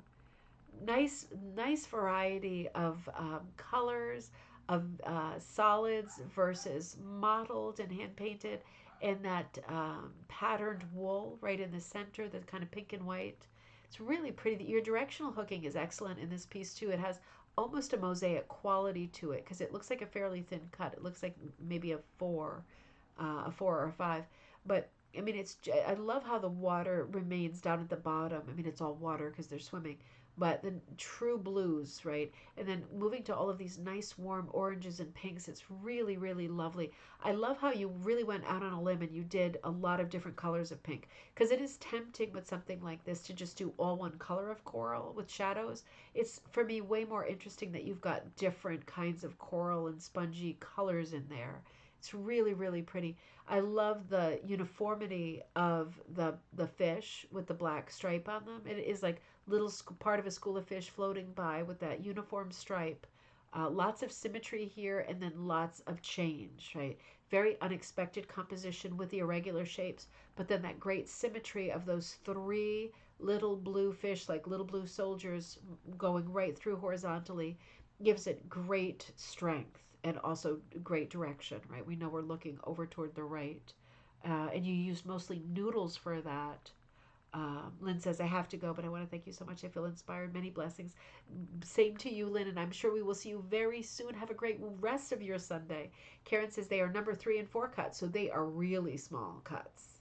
Wow, because it is a coaster, isn't it? So the background must be the 3. That's very small, Karen. That's very small. You did an exquisite job. It's amazing that even with a small cut like that, the directional hooking is so pronounced.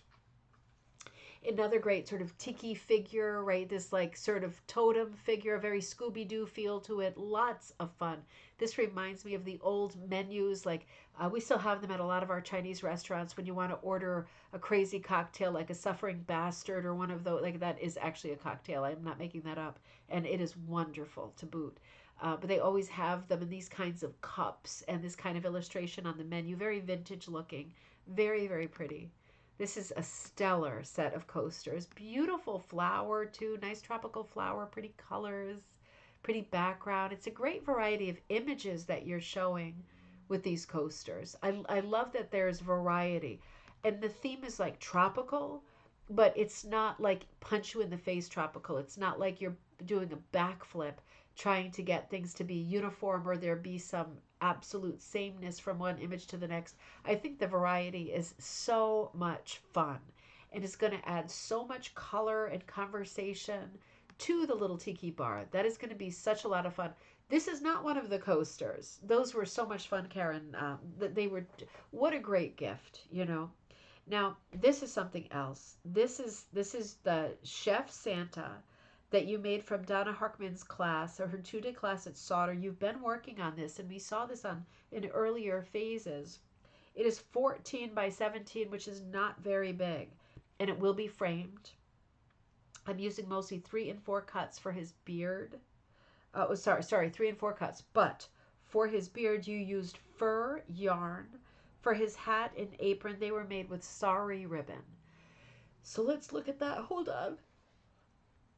Oh, falling apart here. I keep waking up at stupid times. Let's drag. Oh, man, Karen. You really, really are doing astonishing work here. What a gorgeous piece. I can see that the hat is sari ribbon because you see the loops are very sculptural, right? They don't look like, if you compare the loops on the white chef hat to the green background, they don't look the same. Or the face, right? Absolutely an heirloom. Um, they're very different. I love the sari fabric for the hat because it's a little bit stiffer. It's a little bit more structured. It makes more sense, right? It feels like the material of the hat could be and would be. Oh, Andrew, you're still there. The face is extraordinary. You know, very gentle eyes, very kind face. The fur yarn is fantastic. I've also hooked with fur yarn and I enjoyed it a ton.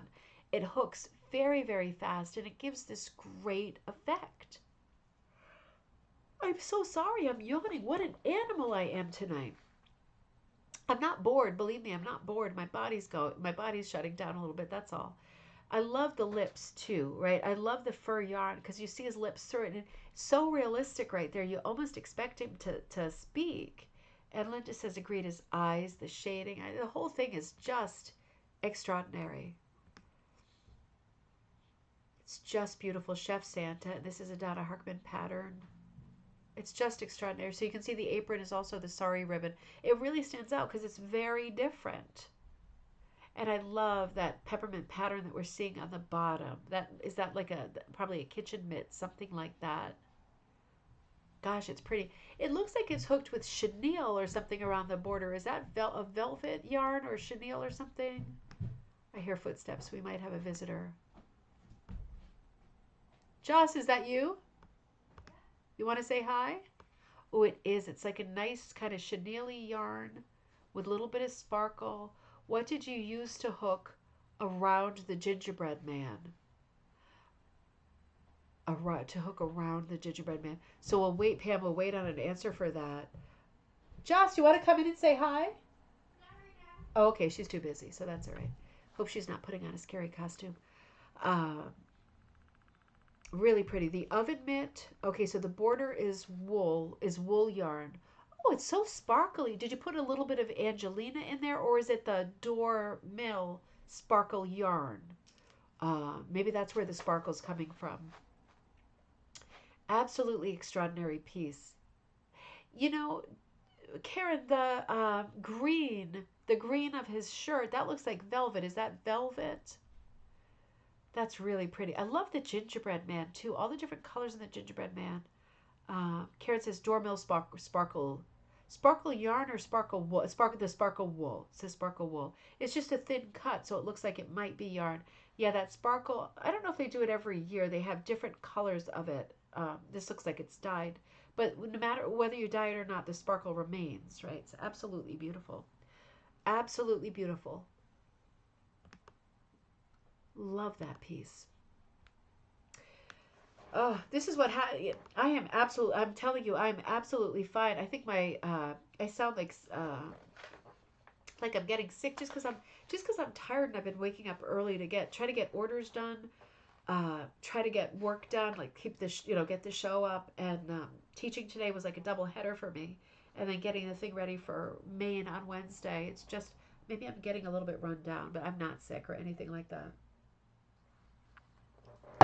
And I'm not even tired, ironically. So sorry if I sound droopy. I'm not. The shirt is velvet. All right. I thought so. It's good to spot this stuff because let me just come back to that. Hang on just a second. It's good to spot these different touches because it's nice to know what's used, particularly when you admire it, right? Really beautiful. Karen, I love all your work. You work incredibly fast, and you do such a wide variety of stuff. The breadth of your work is just incredible. Sue's great to see you. I love to see that little pumpkin face pop up. Good to see you. Yeah, lots of different materials. And Karen, this has always been you. You do a lot of experimentation, and you have this uncanny ability to you try different materials, you try different techniques, you try different kinds of patterns and different styles, and you hit a home run on the first shot every time. It's really uncanny. Like it really is unusual. That doesn't happen to most of us. You're doing some beautiful work. I always admire everything that you do. Let me come back over here, and we're going to look at Kathy Pastore's piece. This is another absolutely beautiful piece. Great sentiment here. This is the Pledge Flag by Polly Minnick. We talk about Polly Minnick a lot, right? She's got this very sort of Nantucket, Martha's Vineyard feel. She does a lot of patriotic stuff, a lot of primitive stuff. Andrea, I bet that you are tired, my love. You will catch up later. Have a great old sleep and have a great trip. Travel safely and let us know how it goes. I love Polly Minnick. And Kathy says, this is my favorite piece I've hooked so far.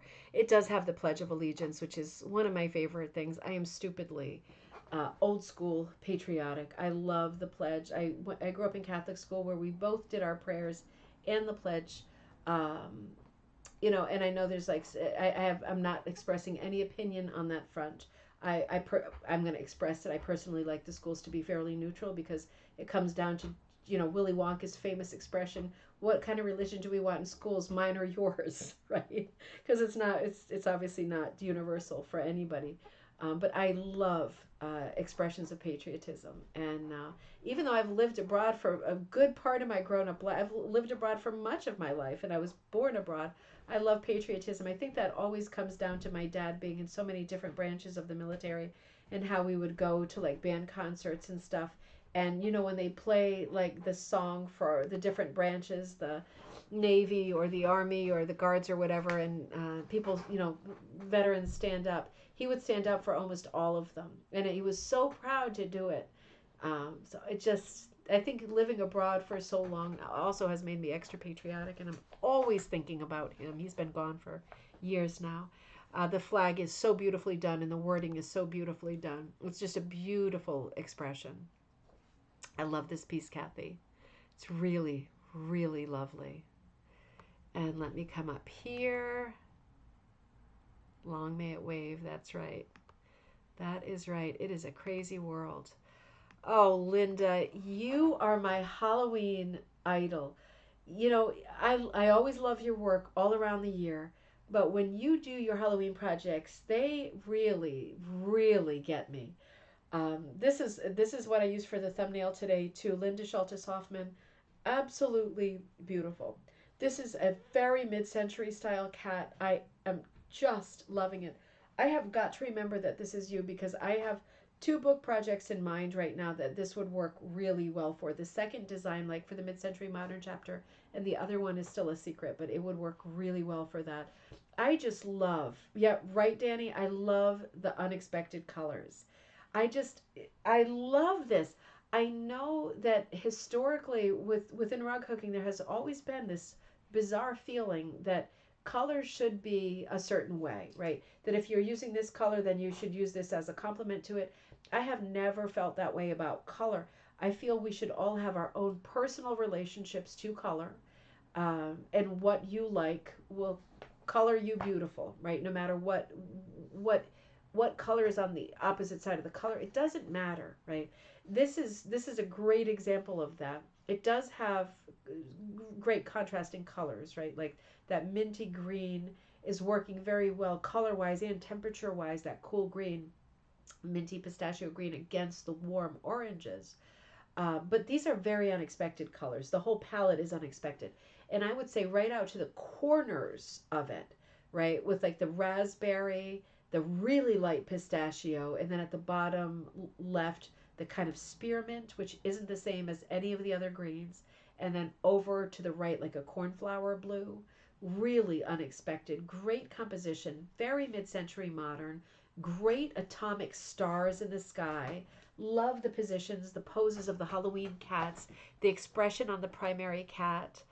Linda says turquoise and orange perfect together, and the design is so much fun.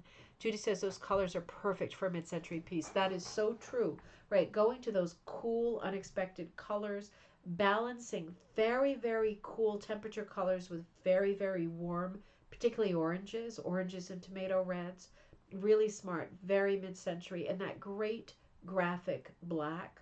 I'm very happy that you didn't do the supporting cats in, for example, grays or patterned with patterned bodies like a calico, because I feel like the graphic of this, it's such an irregular shape. You know, seeing that just the black component, it's so irregular, but it's such a strong shape, right? And with the three tails dancing up and all the little long filigree legs, it makes a really interesting kind of, you remember the ink blobs? Did you ever do that at school where you drop a little bit of ink into a paper and then fold it and let the ink fall into the crease, and it does like a blob shape? And it's very Freudian too, isn't it? And then some people say, oh, let you analyze the blob, and I'll be able to tell you what kind of a person you are. That kind of thing. That it reminds me of that kind of a shape, and I love the fluidness of the cat's bodies. Lucky Gardenia says, I love this mid-century Halloween cats piece. It's so much fun. And Dave says, fantastic beatnik kitty cats. I'm looking for my bongo drums. Absolutely. You can definitely hear like that kind of tiki music in the background. Very bongo-y. Really fun piece. Linda, this is fantastic. This is fantastic. This is one of my all-time faves. I love the graphic quality.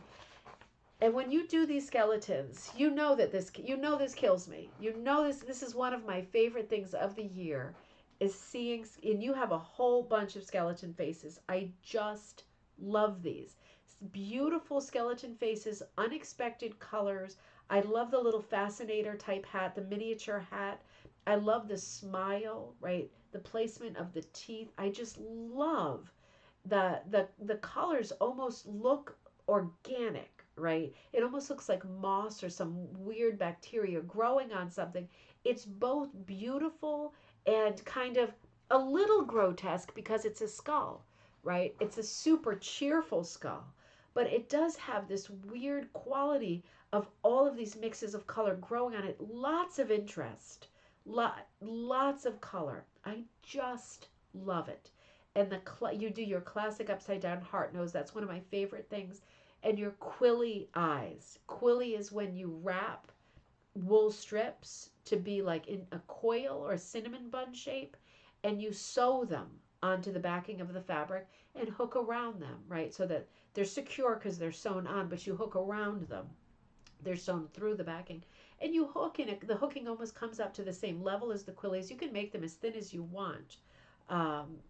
Lucky Gardenia also loves the sugar. It's just such a fun piece, but it's so great in these kinds of antique mauve, lilac colors, along with the blueberries, the mossy greens, the bright pinks, a little bit of white and neutral. It's so unusual a color palette. It's really, really striking. And Linda, I forgot to read that you said, "Hi, sending you photos of the last two projects I finished. The cats are cut wool, pumpkin and moon." Okay, so let's go back to this one. I'm sorry, I got so carried away. I should have read first. The cats are cut wool, pumpkin and moon are yarn. The green background is hand cut from a woven woolen jacket, which was a real pain. I also used the satin lining for an additional border. Oh, let's get over there and look at that close up in a second. Okay, so let's stop there for a second. Linda, I remember, I always know, it's always in my head that you love working with thrifty materials. You love finding stuff and working with it. And I love that you do that because that's my favorite way of working as well. I don't want to make it so large that it's blurry, but I'm guessing that that border is the lining. And why Twilight Zone eyes, Sue's on the skull, right? That is so true. It's like hypnotic eyes. I love that you not only thrift and use thrifty pieces, but that you would think to use the lining. That is really brilliant.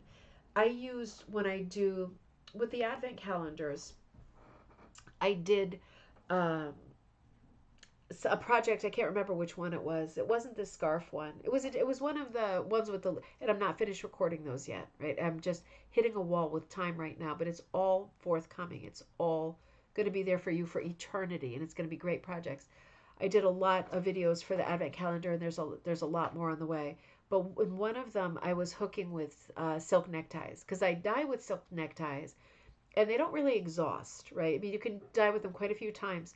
But sometimes I dye with them and I'm like, okay, I had my fun with that and I'm ready to cut it with a pair of scissors and hook with it. And that's fun too. Sometimes I put it through, if it's real thin, with a carrier, meaning like a wool strip. I just put it with a wool strip and it has a little bit more body underneath it because it's going through with a wool strip. But I love hooking with the silk tie and the silk tie lining. And absolutely, if you're cutting up garments like blazers and tailored pants and skirts, and you've got a beautiful lining in there, I hope that you're cutting that lining out and using it either to hook, like Linda did, or to put into a dye bath, because it's going to make an extraordinarily vibrant color. It's probably not going to be the same color as the lining because it just doesn't work like that with chemical dyes and garment dyes. But it's going to make a color, and it's going to be a fun color and something that you can drop other stuff in and over dye some of your other stuff. So make sure you hold on to those linings because why not? All right, I'm going to keep going. I got to hustle a little bit, just a little bit. And yes, these are these great hypnotic Twilight Zone eyes. And you said of this, and the skull is a thin cotton thread that I tripled, cut okay, so the skull is thin cotton thread that you tripled to hook, um, and you hooked it by tripling it, and also cut wool and some yarn. So it's a great mix of lots of things. Cat's Gallery said, I've raided many estate sales to hoard silk ties. That is a good way of doing it. I hoard in exactly the same way. The thrift stores, yard sales, things like that, because silk ties are expensive. I have to admit, I'm so ashamed of myself, but I have bought, not lately, because I have thousands of times, literally. But I have bought some online because at one time I thought I would quilt with them, and then the pattern really mattered. But at this point, I have a pattern that I'm working on, that I don't want to give away yet, but it's going to be hooked pretty much all with silk ties. And it's an extraordinary pattern. It might be better in the spring, but I have a feeling I'm not going to be able to wait that long. So that's a big to be continued. Carol, I saw this piece in person when I was visiting you all in Wisconsin, and this is like one of the most unusual and beautiful pieces that I've seen in a long time. Carol wrote, Hi Deanna, this crazy piece is 26 by 29, hooked with wool, sari, and hand spun alpaca yarn. My design conceived from a class given by April DeConnick at Sauter Village. Right, so this was a class that people took creating these abstract hangings. I'm almost finished with your broom pattern. Oh, are you working on the broom pattern? That's another one I really want to work on, but not ready to show you yet. Okay, I can wait. Um, the coming week though. Ooh, I can't wait. Really, I'm gonna try to wait, but that's that special pattern when I flew out to Wisconsin and I brought it to some of my Wisconsin friends who are hosting me, and driving me around. We did all kinds of fun fibery stuff, and I made that special pattern that featured text from a Wisconsin poet and had a broom in it with the sheep on the broom. It was such a great pattern. So I made one for myself too because of that trip. That's my souvenir for the trip too. Pamela says it looks a lot like a Russian type hooking I saw. I know what you mean. What a great abstract hanging. We're going to look at this closer up. So this is Carol Palat. Let's look at this closer up. And again, this is a class that April DeConnick gave at Sauter Village. And I have some closer up images of it. Let me just even pull this one even larger. So I saw this close up, and it is on backing that has been, I'm moving it around a little bit. I'm going to go to some other ones, cut through in places intentionally. Um, oh, are you working on it right now, Carol? Oh, how fun. And Robin says, because Robin, you were working on a different one with a different color palette. Carol, this was the Van Gogh color palette.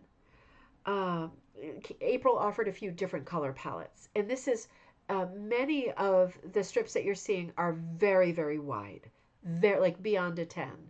So some of it's very, very wide. It's different kinds of material. The fringe is done in this really sort of unusual way too. I think this is really interesting. A lot of it's sort of decompose, what's the word? Um, Reverse engineered. What word am I looking for? Deconstructed. So lots of bits hanging down. The canvas is shaped as it goes down, right? So it's not a rectangle. It is a very irregular form. And we have a lot of areas of intentional loss, meaning negative areas where the backing fabric has been cut away or the backing fabric has been unplied and removed, leaving natural tassels and open areas. So this is not what we expect to see in rug hooking. We expect to see a solid form with a picture inside. And that's not what we're getting with this particular project, which makes it a really thought-provoking project. It poses the question, what is rug hooking? Because it's also this, right? It's very, very, very different. We are very figural sort of oriented. But the idea, and this one's turned sideways, so we could look at it a little bit close up, of these open areas of, you see where the holes are, right? Um, of opening up parts of the backing fabric, hooking in hugely wide strips, as well as strips that are more familiar in size, more traditional. Different kinds of yarn, right? Different types of spin and twist to the yarn, right? Really unusual. It backs you up to the point, the whole project, where you start thinking not just about using different materials in different ways, but using your backing in different ways, right? Because why does your backing have to operate as a canvas? It doesn't have to, right? When you start cutting into it like this, it becomes much more three-dimensional and sculptural. It moves away from being figural and moves toward being sculptural. And this is an interesting sort of evolution of the craft. It does bring you to this is sideways again, right? Because this would be hanging down, gravity would be pulling down. I'm showing you sideways so you can see the different colors that April put into the kit and the extraordinary. Carol, did you rip with some of this, or was it already, were the strips already there, or did you do cutting and ripping? And I just want to point out some of it is very traditionally hooked, right? You're seeing loops that are way more familiar. And then you're seeing loops that are very, very, very high. You're seeing loops that are clipped because we're seeing the ends and tails of them. We are seeing a little bit of everything here. We are seeing a lot of why not, right? And Pam says the texture is amazing. It begs to be touched, but not too much. And Carol says, yes, Van Gogh palette. We could pick two colors, which she incorporated into a yard of material. That because you're going to need a lot of material for this piece, right? And Karen says it reminds me of a Ria rug pattern. It does because it's super abstract, isn't it? And there it is hanging right in the room. Beautiful rug on the floor as well. I'm going to come in a little bit closer, but I do appreciate being able to see it hanging in its forever place. Well, at least for the moment place, right? So let me scroll. And you can see there are some open areas, and Carol's also kind of woven in a tree from a branch through the holes. That's another interesting sort of facet to this piece is it's very organic feeling, right? Because it has a little bit of an overgrown feel. We are seeing color, we're seeing abstraction. Um, in terms of composition, what's really standing out is the triangle feel to it, but also the journey of the colors, right? Um, but when you get a little bit closer to it, what you really want to know technique wise is how is this done? I'm seeing things that I know are hooked, but it's confusing to see how they're done. Well, we just looked at it close up, right? And if you watch back on the video, you're going to see again the very traditional loops that have an even pile hooked alongside very, very, very wide loops that are pulled very high and are drooping down or clipped or any manner of thing in between. Um, Gretty says, this is wonderful. Sue says, I see corn and ravens. Oh, that's interesting. I see a kind of quilt pattern to it. There's a bit of a flying geese, triangles for me. And Carol says, the branches are cut from the trees in your yard. That is so awesome. That's so much fun. It does have a natural feel to it, doesn't it? It has a deconstructed feel, but it doesn't have a trashed feel, if you see what I mean. Sometimes when I see modern work that is, and I'm not really talking about rug hooking, but maybe more broadly fiber art, sometimes I see very modern work and I think, God, that's so deconstructed. It looks like my cat scratched the hell out of the couch and now we're putting it into a museum. This is not one of those, right? This is really thoughtful, controlled, and planned deconstruction areas. And it is kind of bringing up the story about positive versus negative spaces besides brights versus darks, lights versus darks, and just color play, right? So there's a whole other dimension. It's like we broke into a dimension that wasn't formerly there when we're talking about deconstruction and finishing something with a natural fringe. It's really unusual. It's a very unusual piece. I really love this piece. I just April DeConnick, it must I don't know her at all. She's obviously a genius. And I love that she did something like that is this different, that is so much different and so much fun. Extraordinary piece, Carol. It's really pretty. Oh, wait a minute. Pamela says, in that orange triangle, I see a little bit of Klimt. Absolutely. And let me see, that makes me have to go back because I want to look at that now too. Let me see if I have the body of it. Hold on one second. Klimt did a lot. I'm going to open this one up a little bit. Klimt did a lot with fragmentation and pixelation. He did it with paint and metallics. He was very inspired by mosaics at Ravenna, right? We know that he traveled to Italy at least once, if not multiple times, to see the mosaics at Ravenna. And he loved things that were fragmented. His dad was a jeweler, so he was very interested in metallics. and the way things broke down. And I also can see a little bit of Klimt in this. I think part of that is because some of these very wide strips are cut. They're not looped. They're hooked, but they aren't looped. They're cut. And we have different lengths when they're cut. And that does create little bits of fragment that look like little mosaic chips. And that is very Klimt-esque. That's a very astute comment. But really, really unusual and different. It has you thinking, doesn't it? I think it has everybody thinking right now, Carol. I'm so happy I saw this piece in person too. It's just an extraordinary piece. Mandy, I'm always so many of you who watch the show and are have become friends and in my immediate orbit. It's really so many of us. Um, a lot of you do my patterns from ribbon candy hooking, and I really appreciate number one the business, being able to keep the business and keep it going, and being able to move forward.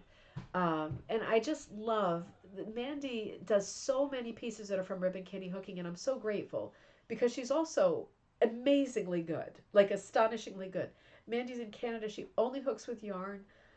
She's done some extraordinary pieces, and so far she's the only person who bought this piece that's called Halloween Circus. I'm not in the studio tonight, as you might have noticed, but this was actually a piece that I drew before I had the rug hooking business. It was the year before, and there was a moment in time when I thought about possibly I wanted to do something because the kids were getting older. Hold on one second. I'm just gonna have a sip. The kids were getting older, and I really didn't have anything that was my own, other than the kids. And I thought for a little while about doing needlepoint canvases. So I started painting some needlepoint canvases, and this is one of the ones I painted. I'll show it to you next time I'm in the studio. It's really crazy colors. I hand painted it because I was doing some needlepoint and stuff then.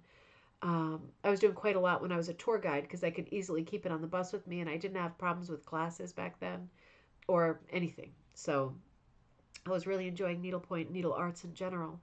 And so this is one of the things that I had a few, haven't found them all, but I had a few Halloween needle points that I painted and I never did anything with. And I found them in the basement, and I posted this one up. I think I put it into the body of the description tonight in this show. But it's a very complicated design. It's meant to be done with a needle, and it has been sort of translated as a rug hooking design, but it is, although it's large, it's very detailed. So because Mandy is the first person to do it, because I have given Mandy other designs that are exceptionally pretty. Wait a minute. Oh, I think right on top or sitting in the chair. This is Spot, isn't it? This is Spot the cat. I remember from past episodes about Spot the cat. I know that I've given Mandy some extraordinarily difficult pieces to hook. A piece for the Design Like book that's the Kawaii chapter. Extraordinarily difficult, like Where's Waldo difficult. So I wasn't too worried about sending this out with the detail.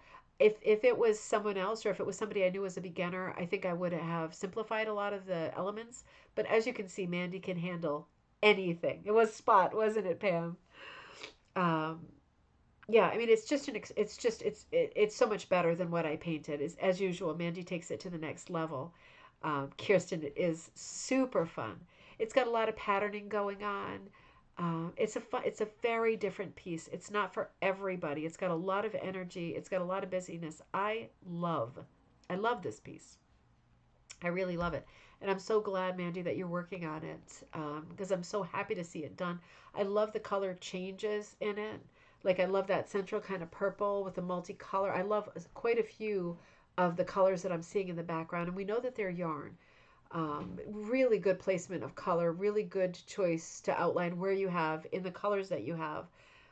Colleen, that is really coming along well. Colleen, you wrote something earlier and I missed it. And Danny, you wrote, I used to work in a children's museum and I could see this as an example of teaching. The rug that Carol did, right? The very abstract that they could touch while being supervised by a teacher. That would be a fantastic tactile thing to be able to touch. That's a really, really good comment. And Colleen says, when does the Hook-like book come out? It should come out in January, Colleen. So hopefully that's a to be continued, but it should come out in January. And Cat's Gallery said, I've been to Ravenna, Italy, and I love Klimt. I have not been. I would love to go. I really like Klimt, bordering on love, but I would love to go to Ravenna and see those incredible mosaics. Lovely and fun. I'm just catching up on your comments. Is this so? Pam says, is this a specific type of yarn you're using? Um, Pam, I'm not sure, but I know that Mandy has gotten from me at Ribbon Candy Hooking a ton of 2 and 3 ply Briggs and Little. Those are the two kinds of yarn that I stock, and she's bought a lot of them over time. So my idea is that maybe I'm flattering myself, but I think that this might be also yarn that I've sent in the past, and if so, it's probably mostly 2-ply Briggs and Little. Mom says, "Oh my God, that design is so great. Mom, I did this on the dining room table at your place a long time ago." Yeah, Grady, I also love this design. If I do say so myself, it's very circusy, very fun. You can see the character on the left. She gave some kind of high relief hair too. The hair is much taller and standing out. Mandy, you do details so well. It's just incredible. Even that spider in this slide on the bottom, you see the body of the spider is a little bit different than the outline and the legs. It's just perfect. It's just perfect. There's some really extraordinary details. Very, very festive piece. Really well done and almost finished to boot. Beverly sent another festive piece. So fun. My scarecrow, Harvey. My pattern and my hand dyed. Well, you always do your own patterns. You usually do your own patterns and you usually dye your own wool. And I recognize when I see stuff that's yours, I know that it's yours. It's so, and you love your seasonal stuff, right? And I do too. So I always notice it. You added twine for the straw and buttons for the eyes. So you see the twine around the head, on the hem of the pants, and then the little buttons on the eyes, and it says harvest time, spelled like the herb. Isn't that fantastic? Such a lot of fun. And you know, Beverly, what else I love about this piece? I'm going to stretch them a little bit. You are the queen of the blocky background. You are the queen because your backgrounds often look like a 19th century rug. They're so different and so colorful. And I always end up thinking, how did you get that much color into it without it being a problem? But you just do. That's the thing. You just do. You do it so well. I love, speaking of corn mazes, Danny, I love the directional hooking on the scarecrows, the body of the shirt. It's almost like it goes in and in and in and around kind of concentric squares, mimicking the silhouette of the top. And you can almost see it. It almost looks like a little bit of a corn maze pattern. Yes, Pamela. Tommy says it looks like a maze. It really does.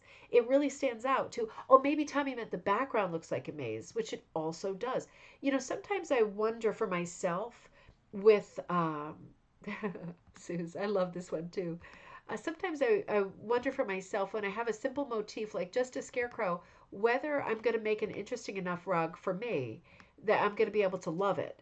And Beverly, when I look at Beverly's work, she always figures out with very simple lines and with very strong single focus motif, she always figures out how to execute the project in a way that it really contains and maintains a lot of energy and interest. And that really is an instinct thing. That really is a talent thing. Yes, the background. Yeah, Tommy, that does look like a maze. It definitely has that feel. Whether it's supposed to or not, it doesn't matter, right? It does. And something needs to be there in the background that's creating that interest. It's really, really unusual. Very good, Phil. Very good project, Beverly. I love this project. This is, I had to include some, I had to, right? It was a pleasure to include this one in the show. This is one that I pulled off the Facebook page because this is certainly the most, this is the post, right, Kirsten, with the most comments in our group, I think, if not forever, recently. So this is an extraordinary piece, and this is by, and I might say this wrong, but I think this is a European name, and I think it's maybe Lise Montviller. I'm not sure, but it's Mundwiller. And Lise, or Lisa wrote, I think it's Lise, I just completed this after nearly 3 years. She's called Distracted Fairy by David Galshu. And yeah, this would take 3 years, wouldn't it? I mean, this is an extraordinary, the whole background, very, very different, right, than what we just saw. Is almost like butterfly wings. David Galshu's work is really um, detailed. Very story driven, right? There's always a distracted fairy. That sounds exactly right. Very high complexity to these compositions and extraordinarily beautiful. David Galshu always does sort of the prestige is the collage effect of the many different types of patterning. So, for example, the different roses in the hair, and then the other flowers heading down to the background that's very fragmented, almost like a Google map. Her costume has many different patterns within it, feeding down in, and these are very, very large pieces. It doesn't say how large, but these are like rug size pieces, the David Galshu's, feeding down to very sort of filigree pipe work, right? The blue patterning on her dress. And then over to the right, as well as in parts of her costume, there is a very abstract pattern of blue flowers that overlaps, completely out of focus and not realistic, and kind of at odds with the other flowers that are very realistic. So this is a typical trope for Galshu. He does a lot of this kind of superimposing of patterns and images onto one piece. It is a kind of synthesis of many different patterns. And that is really what he does best, and that is what he's known for. This is just an extraordinary piece. Kirsten says, very high number of comments, 388, over 2,000 likes. Everyone loves this one. Um, Understandably, this is an extraordinary piece. No, Pam, she didn't say what size it was. I have seen some of the Galshus in person over at Michelle McRelly's place, and they are, I want to say, minimum like 4 feet, minimum. So, I mean, for me, that's a large piece because I'm 5 feet. But you would need to get, you'd need to be working very, very fine, like in, hair, or be working large enough to get the kind of detail in this piece. It's an extraordinary piece. Colleen says, "Oh, okay, so that's not as big as I thought. I have to say." So this piece, Colleen says, 35 by 26. You think is the size for Distracted Fairy? I'm sure you know better than me because it's on. This is going to be on Etsy, right? I forget the name of the shop. Something in silk, maybe something N silk, maybe wool in silk. WOOL, the letter N SILK, something like that. I think she stocks all the gal shoes. So that's a lot smaller than I thought, actually, because 26 inches across is only just over 2 rulers. See what a child I am that I think in rulers. It's extraordinary. That's extraordinary. It must be a fine cut. Come on, right? Kim, you two were talking about where you are in Australia. Gosh, I hope you're in a sort of close proximity to each other. I know that's unlikely in Australia, but it would be nice to think of you getting together. It is a beautiful work of art, Goretti. It's an extraordinary piece. This was a great email I got too this week from Anne Force. And Anne said, we were talking earlier about this rug, right? This is the small Frost, the small Robert Frost. And we were talking about it on a past gallery night, and Anne wrote, "Hi, Deanna." And Anne and I were talking a little bit about this too, because her mom did this pattern that is called Small Frost. And this is the version that we were talking about. This is the very version. And this is a Pearl McGowan pattern, not a Jane McGowan. So I think I might have said Jane McGowan, and thank you for correcting me. Pearl McGowan, Small Frost. The darkest, so Anne's email said, I'm attaching photos, high definition and web format. The pattern my mom used for her Small Frost, which is this one, came from Pearl McGowan. The darkest value in this one is a super deep ultramarine. Oh, interesting. So that is not black. I saw a Small Frost by, so same pattern, by Maureen Ruger recently in an issue of either Atha magazine or Rug Hooking Online. Just changing the values around and the shapes relating to each other. I'm attaching a photo of Maureen Ruger's Small Frost also. And thank you for explaining about the late 19th century rug designer Edward Frost in your YouTube. Oh, yeah, of the Deerfield. Yep. Oh, you are so welcome. Oh, thank you so much for enjoying the videos and for promoting the art. I love talking about Frost. I do have a class coming up, Frost and Frost. So I'll be putting that up probably next week. That's going to be a design class.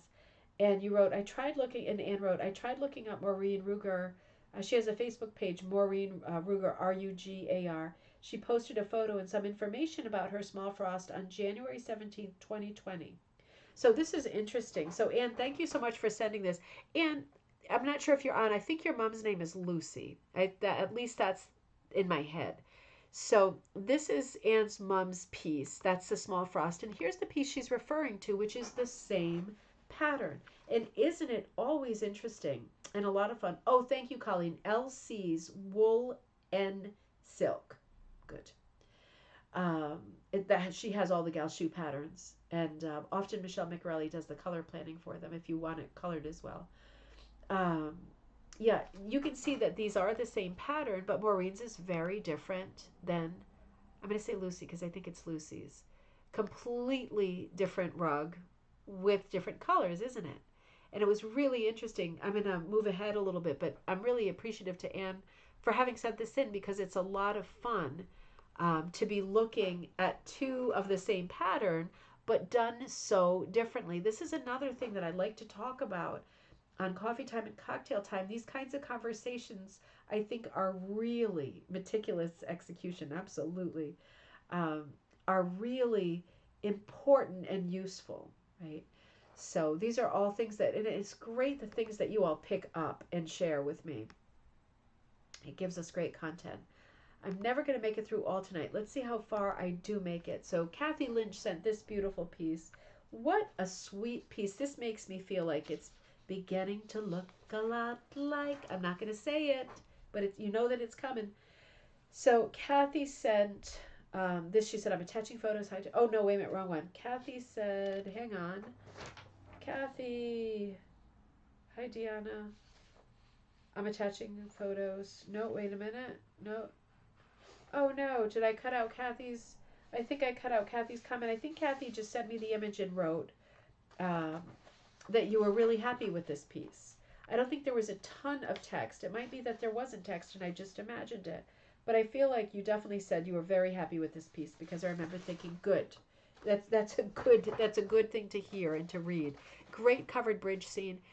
I love seeing Joan Moshimer pieces too. They are so classic and timeless. This is just the wintry colors of this with the mottled, right? Use the mottled blue in the sky and the little lane leading up to the covered bridge. Really so charming. Such a classic piece. But I think the mottled quality of the wool that's present here makes the shape of the covered bridge that much heftier and weightier. And that is the main character, isn't it? That covered bridge. Really, really, really charming. Really sweet piece. And you know, when I saw this piece, even before I read it, I knew it was a Joan Moshimer piece because of, look over on the right, if you're at a thrift store, at an antique store, even if the pattern is faded, when you see that red surging around the edge of the piece, we are usually 99% of the time talking about Joan Moshimer. So cute. You like the covered bridge, Suze. I also like the covered bridge. It just came from a trip up north in Vermont, and was it? No, it was New Hampshire. We saw lots of also Vermont covered bridges. I think Connecticut has the most covered bridges that are still around. I mean, it's just one of the great things about New England, one of the great identifying marks. So, so, so charming. Kathy, that's a beautiful piece. Colleen, you sent some beautiful pieces too. I am so glad you're there. Colleen, I think I saw this piece at your place. I think I was lucky enough to see it at your place, wasn't I? You said, I thought this piece would fit the Halloween season, but it sits out year round in my house. A night on the town, Tuxedo Cat doorstop. I just love this piece. It almost looks like Tuxedo Cat is wearing a turban, but it's a little bit of the night sky, isn't it? With that kind of thumbnail moon and the little star. It's just such a fun, whimsical piece. I'm glad that you don't just take it out at Halloween because it is so cute. I love that you do. Colleen, I forgot to ask you, did your art fair that you worked so hard on all of that tremendous work, was the weather okay? I have to know. Because I was thinking about you and wondering if you got the same weather as us, and I knew that your art fair was coming up. And I was really hoping that you ramping up to that for months, that was not going to be a problem. I'm really hoping that was all right. But this doorstop is absolutely fantastic. Colleen, is this something that's for sale in your shop too? Beach Nut Studio Etsy store. This is a great piece, a real crowd pleaser. Everybody always, I love this piece. And I know I've seen it in a publication. This is just a grand piece, and anybody could adopt it to look like their own cat. Super whimsical, Mom. You're right. So much fun. It does look like a turban a little bit, doesn't it? It's so much fun. Hold on, I'm looking for where we are. Hang on, I'm almost there. Colleen said the weather was perfection. Oh, I'm so glad. I was really so worried about that. I was thinking about you, and oh gosh, the weather was perfection. The art festival was a great success, and the pattern is for sale in your Etsy store. Colleen, feel free to put a link in there. That's Beach Nut Studio, but feel free to put the actual link if you want to, the shop or the product. And this is another great one. So that's Night on the Town, that tuxedo doorstop we just saw. Oh, wait a minute. I think I'm supposed to show this one next. I'm sorry. There we go. You're the inspiration. That's the inspiration right there. And Colleen, I think I saw this cat, right? But this cat is a little bit shy. So I saw this cat from a distance. But here is the inspiration. The doorstop is a crowd pleaser. It's so cute. Kirsten, of course you love it. It's a cat. I love it too. It's just a great piece. I also love this. I know. I also love this cat. And this is another great piece. You said hooked in a number 6, stuffed with fiber fill, and weighted with lead pellets from a defunct floor lamp. Okay, so is that this piece? I might have screwed this up because we were going back and forth a little bit. Specialty green glitter fiber outline for the eyes. Wait a minute, this might be still this piece. Yes, it is going to be this piece. Oh, Colleen, I love, you got to tell us a little something about the other piece too, because I love that other piece too. Hang on, let me stretch this a little bit because we're still enjoying this, so I'm not going to move away from it yet. Hang on. So, I'm sorry about that. Hooked in number 6, stuffed with fiber fill and weighted with lead pellets from a defunct floor lamp. Specialty green glitter fiber outline for the eyes. Fiber from monk's cloth backing for the whiskers because cats want closed doors open. That's so true. And open doors closed. Oh my God, is that ever true? A photo of the model is attached. So great. Love this piece, but I want to look at this piece again too because I really love this. I think this is almost like a nutcracker figure. This is something you painted, isn't it? And then you added some bits to it like the clothing, the hardware. Oh, Colleen, this is so good. Is this a piece that you have up for sale? I really love this piece. I really love this piece. Let me know, and if this is one of the pieces that you're selling or that isn't sold, give me a fair chance of getting in there and getting it. I know I'm still online, so I don't have an equal chance, but I really love this piece. I really love this piece. This might be an heirloom thing that you would never sell, but I really love it. You see the pumpkin is oh my God, I love this piece. Is carrying a bag, right? I mean, everything about this is just incredible. Judy says, I have no idea how to go about 3D pieces. Any suggestions or books or tutorials? Okay, let me think, Judy.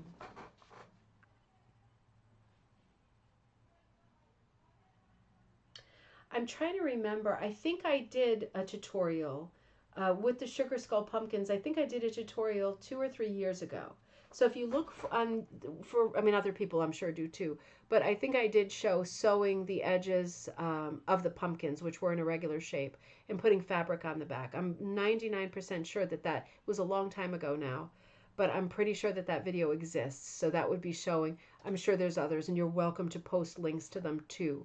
But I'm sure I did at least one over the years on that, and I think it's the sugar skull pumpkins.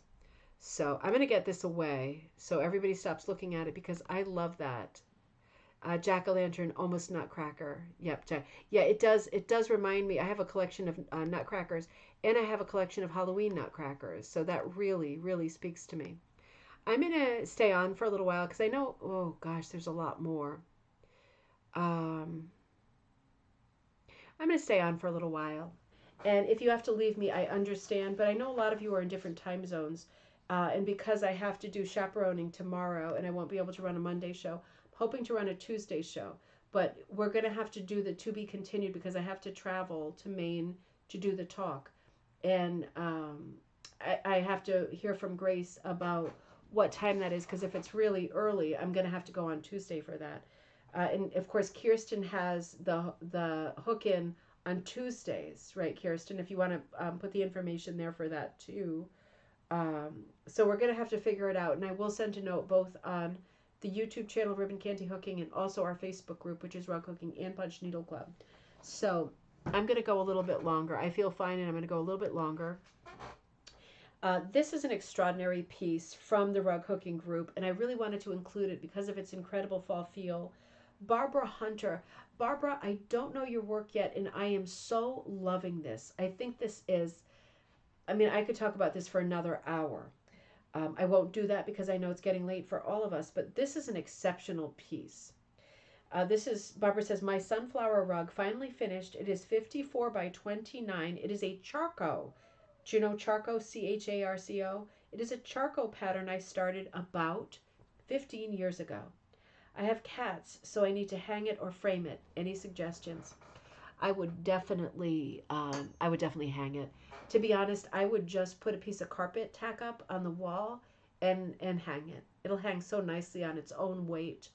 It'll be perfectly safe that way. The carpet tack has, at real regular intervals. Other people might have different ideas, but I hang a lot of stuff with carpet tack. I think it would be super great, super safe, just high enough so that the cats don't want to do their vertical scratching, right? They do their horizontal scratching on the carpet, and they do their vertical scratching on curtains and upholstery. Oh man, pets and kids, right? I just thought this was an extraordinary piece, and I wanted to share it because the autumn colors, the realism, I'm going to stretch it a little bit, but also, oh, wait a minute, also the background, I think, has a lot of interest. Let me come here. Do this. There we go. You see that great directional hooking? What a lot of value that adds to this composition. And we were talking at the beginning with Pam about, oh, Jean, good to see you. We were talking about background colors. And navy is it's a very common color, but it's not a color we commonly see in rug hooking. Navy can do a lot. Navy is another shapeshifter. Black backgrounds are great. Light backgrounds are great. Navy is very unusual, particularly when it's a sort of not variegated, but mottled color. It's not as solid. It's working very, very well with the mostly black and red border, right? The border is exceptional with a little pinstripe of a color changing or ombre color running around it that really frames this piece out so beautifully. It almost looks like it's inspired by metalwork on an old gate or something like that. Sue says, reminds me of the beauty of the Southwest. Yet very, very sort of deserty palette, right? Very warm palette. It's an extraordinary piece, and the shape of it's extraordinary too. I hardly ever see, I have to say, charcoal patterns that are like, I shouldn't have started the sentence that way. I'm sorry. They don't always speak to me. This one is extraordinary. It almost has a Jack and the Beanstalk quality, but really, I think the thing about this pattern is Barbara Hunter's execution of this is just incredible. The thoughtfulness, the detail, there is something to be said for taking a while to complete a piece. Because sometimes you need to walk away and come back at it with new eyes, and when you do, you get the great benefit of having created a piece that is truly extraordinary. It's an extraordinary piece. For a composition made up of multiples of flowers, look at the variety in this. The big fat ones, the tall skinny ones, the big round ones, and the color variety. God, it's a fantastic piece, Barbara. If you're watching, it's incredible. This was another beautiful piece. Nancy Parcells, very well-known name in rug hooking, contributor to Rug Hooking Magazine, really, really amazing pro, posted her Van Gogh gladiolas. The hooking is finished. Now onto the triple whip. Row 1 is cranberry. So triple whip, what she means is she's going to do, you know, when you see the whip stitch, it's like a kind of a cord that runs around it. She's going to do a triple cord. So the first cord around it, at least this is how I translate the comment, the first cord around it is going to be cranberry. And I think that's what I would absolutely pick. It's perfect. And then we'll have to wait and see what the other cords will be. But let me show you the detail of this piece. This has this incredible painterly quality, like Pam's work too.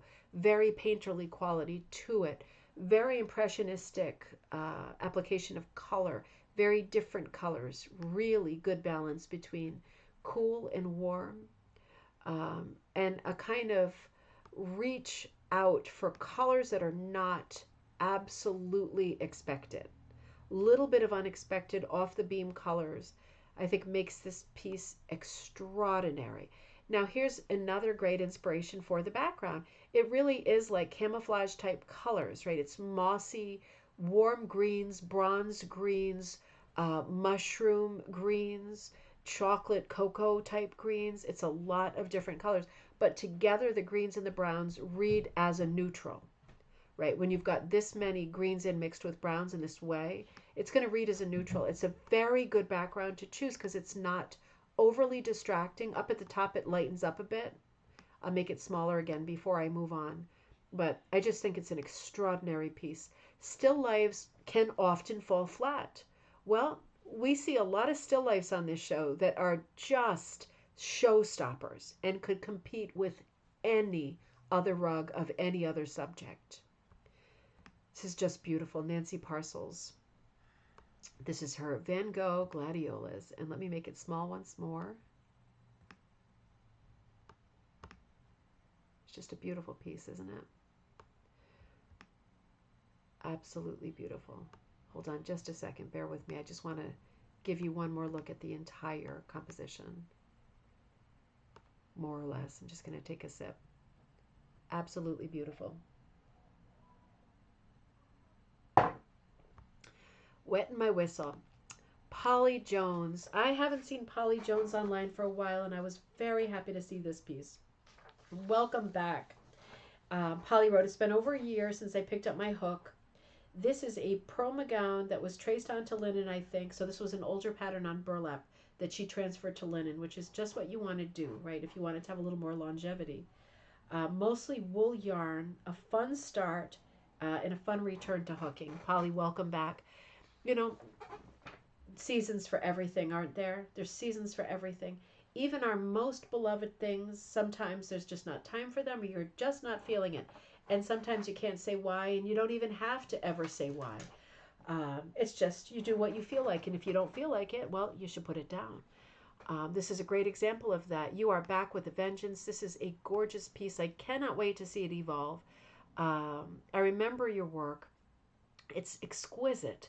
And the amount of color in this, it is, it's like a Thomas Kincaid, right? I mean, I love Thomas. I don't love Thomas Kincaid, but I love his magical color. This is the best of, right? This is the best, sucking all of that great color out of that color palette and infusing it into a rug hooked piece. I haven't seen this kind of color palette ever done this well, right? I really, honestly, I haven't. There's such variety here. That it is such a piece of storytelling. It's such a lovely, quiet piece of storytelling. Sue says, sunrise in the Rocky Mountains. It's just beautiful. Colleen, your mom's calling. I'll see you soon. Beech Nut Studio. Remember Colleen's great Etsy store. Polly, welcome back. And hopefully on the next cocktail night, we have an update on that piece. This is another interesting piece by Patricia Bach, who's been posting some extraordinary pieces on our Facebook page, Rug Cooking and Punch Needle Club.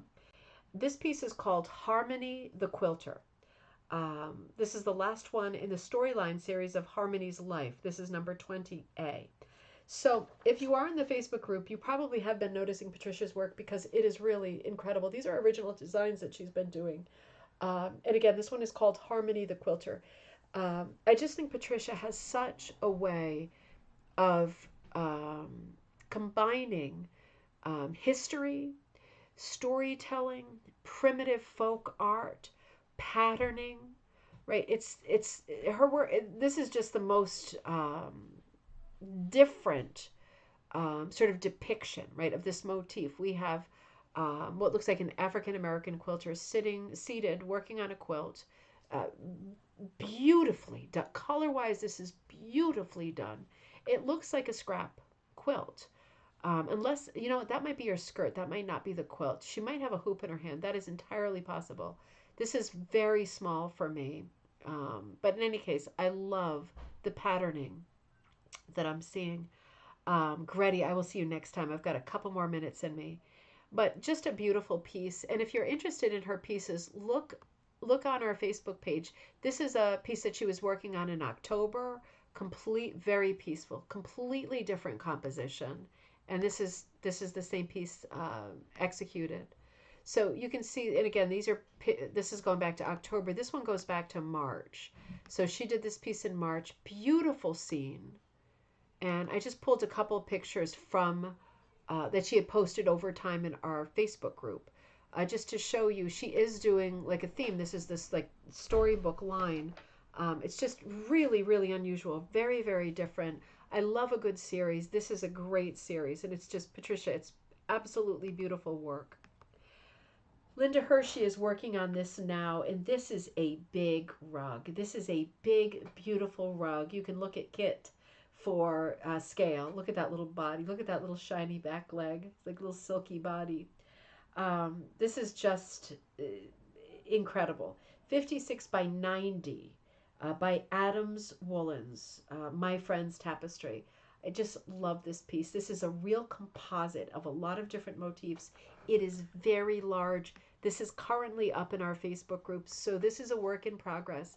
And this is another piece, Linda Hershey, that I am looking forward to seeing finished. I love your name. I love Hershey, and I love the brown background. Maybe that's my head being hungry and looking for snacks, but I love this piece.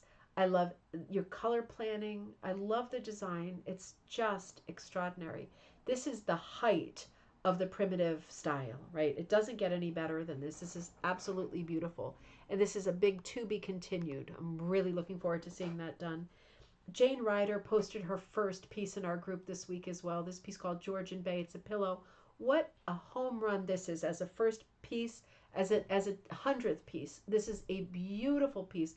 What a lot of color. You know, we said this earlier in the episode. I have so much faith in the belief, assumption, and hope that this craft is moving toward unique, personalized color, right? Colors the way the individual, the maker, wants, right? Not colors the way the color wheel tells us. I love the wild coloring of this. I love the amount of coloring in this. I just feel like in general, looking in terms of a baseline at our group, oh, hey, Cindy, I just feel like there are a lot more people who are using a lot of colors, and the colors really reflect the person, and that's just, for me, that's just what I want to see, and that's just what I want to know, that you are working on art that is a reflection of your taste and your personality. This is a beautiful first piece, Jane. It's really an extraordinary piece. Great pillow. Another fun piece, Marilyn. This piece is in, I think, did you send this? I can't remember if you sent this or if it's in our Facebook group. But you wrote, just finished my pumpkin and black cat. I might still put some small buttons on the eyes. Huh. I don't know, Marilyn. I like it just like it is. Personally, I don't think I would. You must do what you feel. The beautiful pumpkin, I'm going to use my new word, the ribbing on the pumpkin, right, the different compartments is just gorgeous. Looks like a big, fat, healthy, shiny pumpkin, and that cute little face peeking over the top. What great purple colors in the background and the great appley greens underneath. It is just gorgeous. Lucky Gardenia loved the Georgian Bay piece. I love that piece too, and I wanted to show it because it's a great piece. I wanted to show it because it's great color, but I also wanted to show it because it's an incredible first piece. And it just goes to show, right, when you just buckle in and do it, have some confidence, you can do great things on your first piece. You don't have to wait till it's your 10th piece or your 20th. it can be a great first piece, and it often is. You know what it takes? Confidence. All it takes is confidence. It doesn't take any particular skill or talent. I'm saying this out loud. To do a piece that is wonderful, I'm not talking about Georgian Bay because that is a lot of talent. But even if you feel like you are someone that does not have innate talent or good color sense, you can still do a great first piece that is just perfection.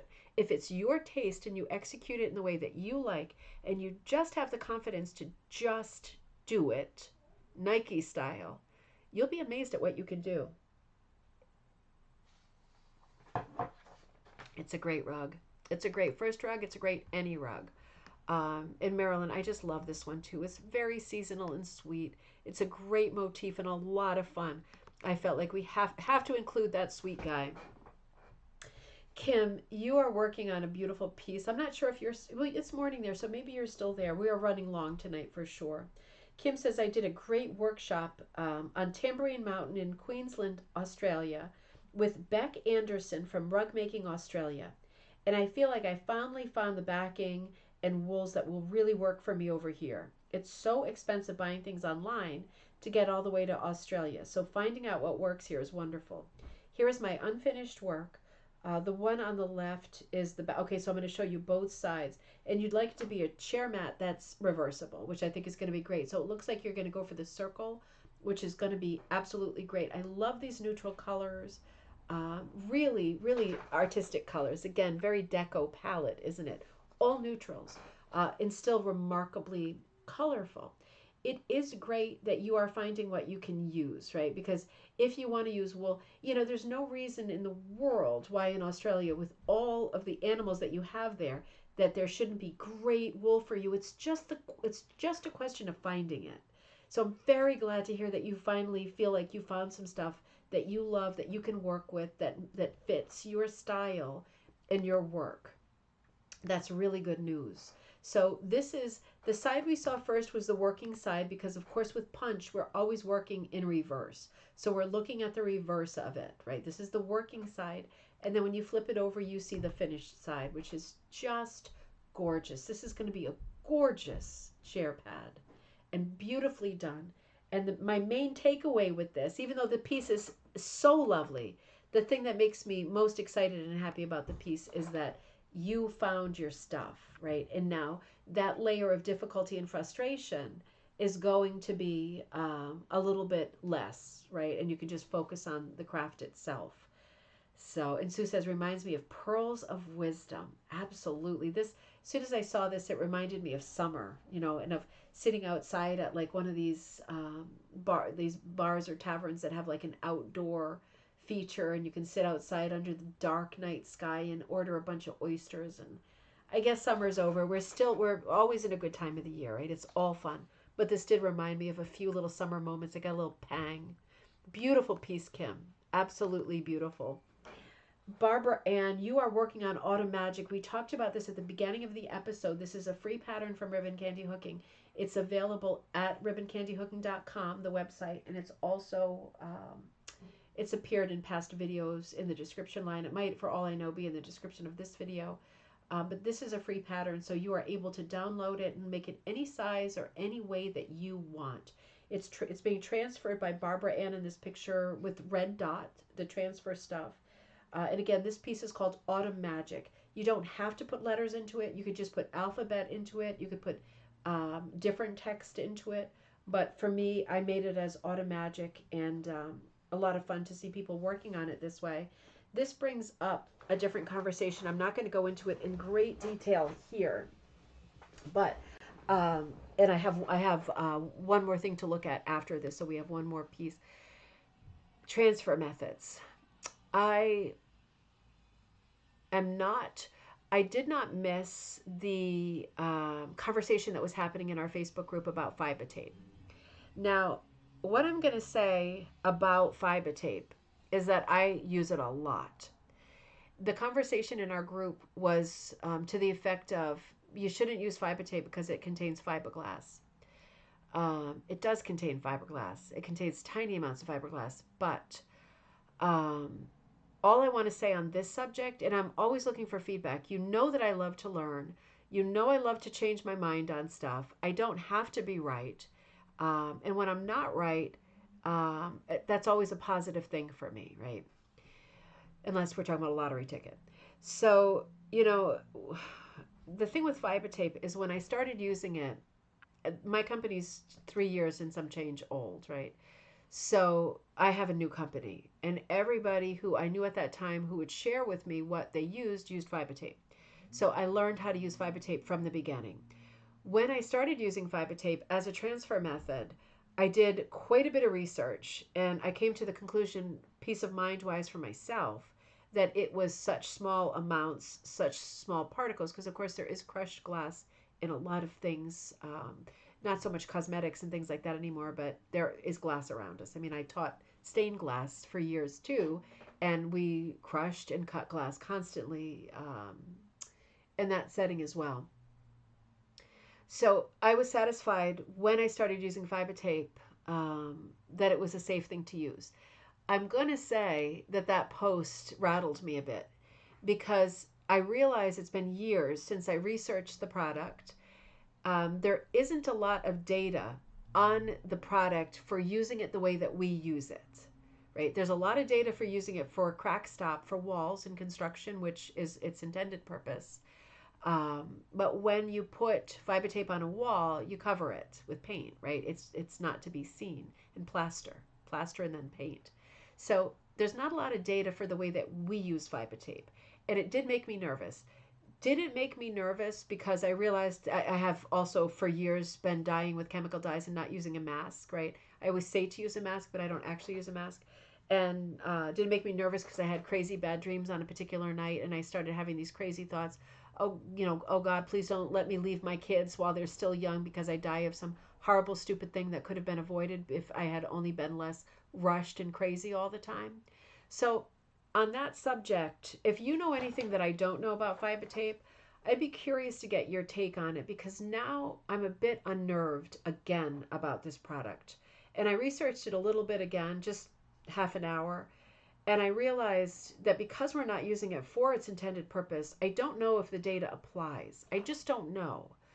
Um, the few people who I've talked to about this think it's absolutely fine, and people who work in construction handle it constantly.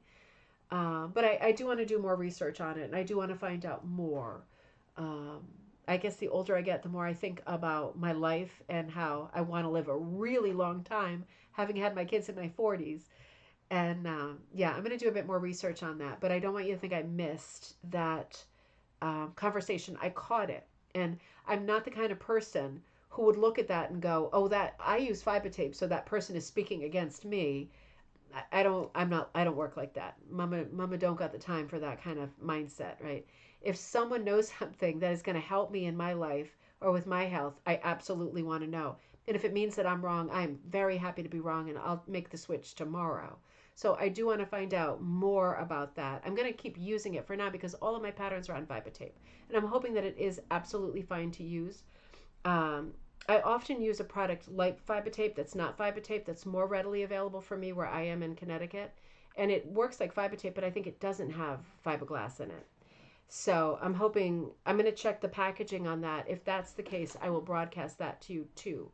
But I just want you to know that I'm thinking about that and I caught that. And I'm not doing like ostrich head in the sand in denial because someone else has superior information or a better tip. I will latch on to that better tip if it turns out it's better than the information I have. Absolutely. Sue says in the early 60s, we sat in living rooms with drapes made of fiberglass because, exactly, and also blankets, right? You'd use blankets in the bed that were made of fiberglass. Um, I'm thinking that too, but I do want to do more research, so we'll check. I feel the same way, and I think it's okay, but I'm just going to follow it through. Hopefully sooner rather than later. It's I appreciate that comment. That does make me feel I might actually sleep tonight because that was really upsetting me thinking about that. And I did order some masks for myself. I'm sorry, yeah, Barbara Ann is working on Automagic, and these are some images that Barbara posted to Facebook. And Automagic is going so well. This is a beautiful collage photo that she did. showing how Automagic is coming along with this sort of multicolored variegated material in the vase part, very small flat vase, very squat little vase. And this is just, I think, the perfect color combination. Great autumn colors, right? Great Halloweeny colors, that kind of chartreuse slimy green, the purples, the different oranges, that crazy safety orange. I'm wondering if some of these are my colors. They look really familiar. Love the color palette. And if they are, that's not surprising, right? But it shows you the work in progress and the inspiration of the mums, right? It goes so well with the mums.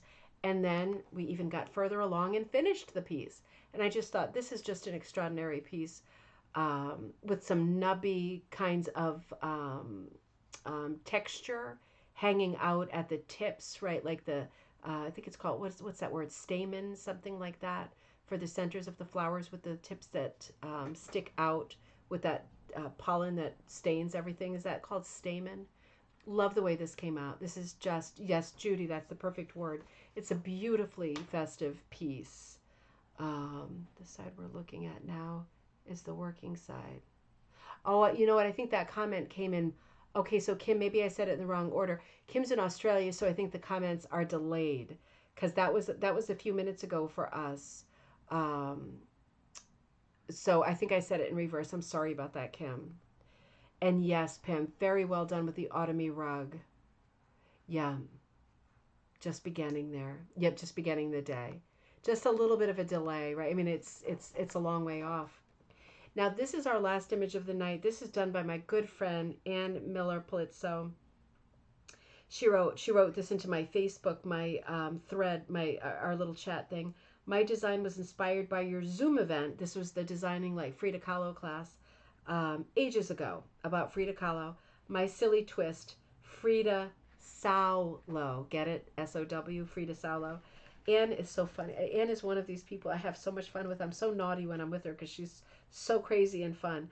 And her daughter Christine, too, is just so much fun. And she wrote, "Miss you, Mucha." I'm really hoping we can get together soon. We always have fun together. She does such great work, too. That little picture of me on my mantle behind me when I'm at work, that's Anne's, that she made of me. I absolutely love that piece. But I also love Frida Saulo. Really fun piece, isn't it? And this is the way the back of the cushion looks. It's just really funny and fun. And if you know Anne in person, which maybe you do, this is so her. It's crazy. It's crazy. And I'm going to come back here because I can see Pam said, are those French knots in the green? Hold on. Let's just open this up. And I think we're going to be able to find out. Yeah, I think they are.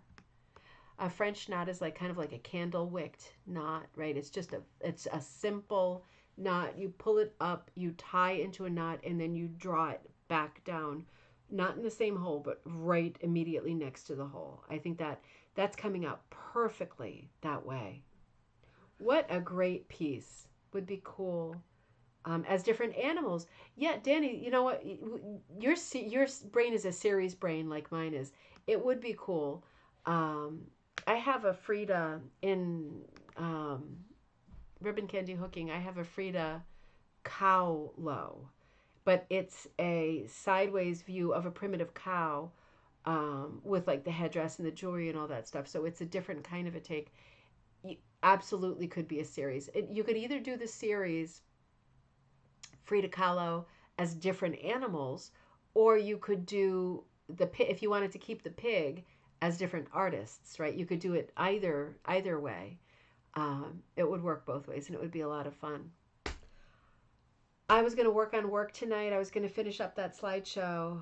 When I say finish up, I mean start.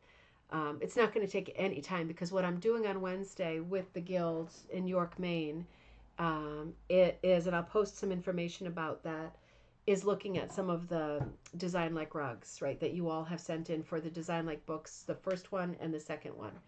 And I'll be showing some of those and some of the original designs and talking about the components of the design, the compositions themselves, and how in the finished products and the decisions that were made. So it really is a show and tell. But I think I am going to create a slideshow component The question is, when I put a slideshow together, will the projector work? Will it plug in? Will there be a plug?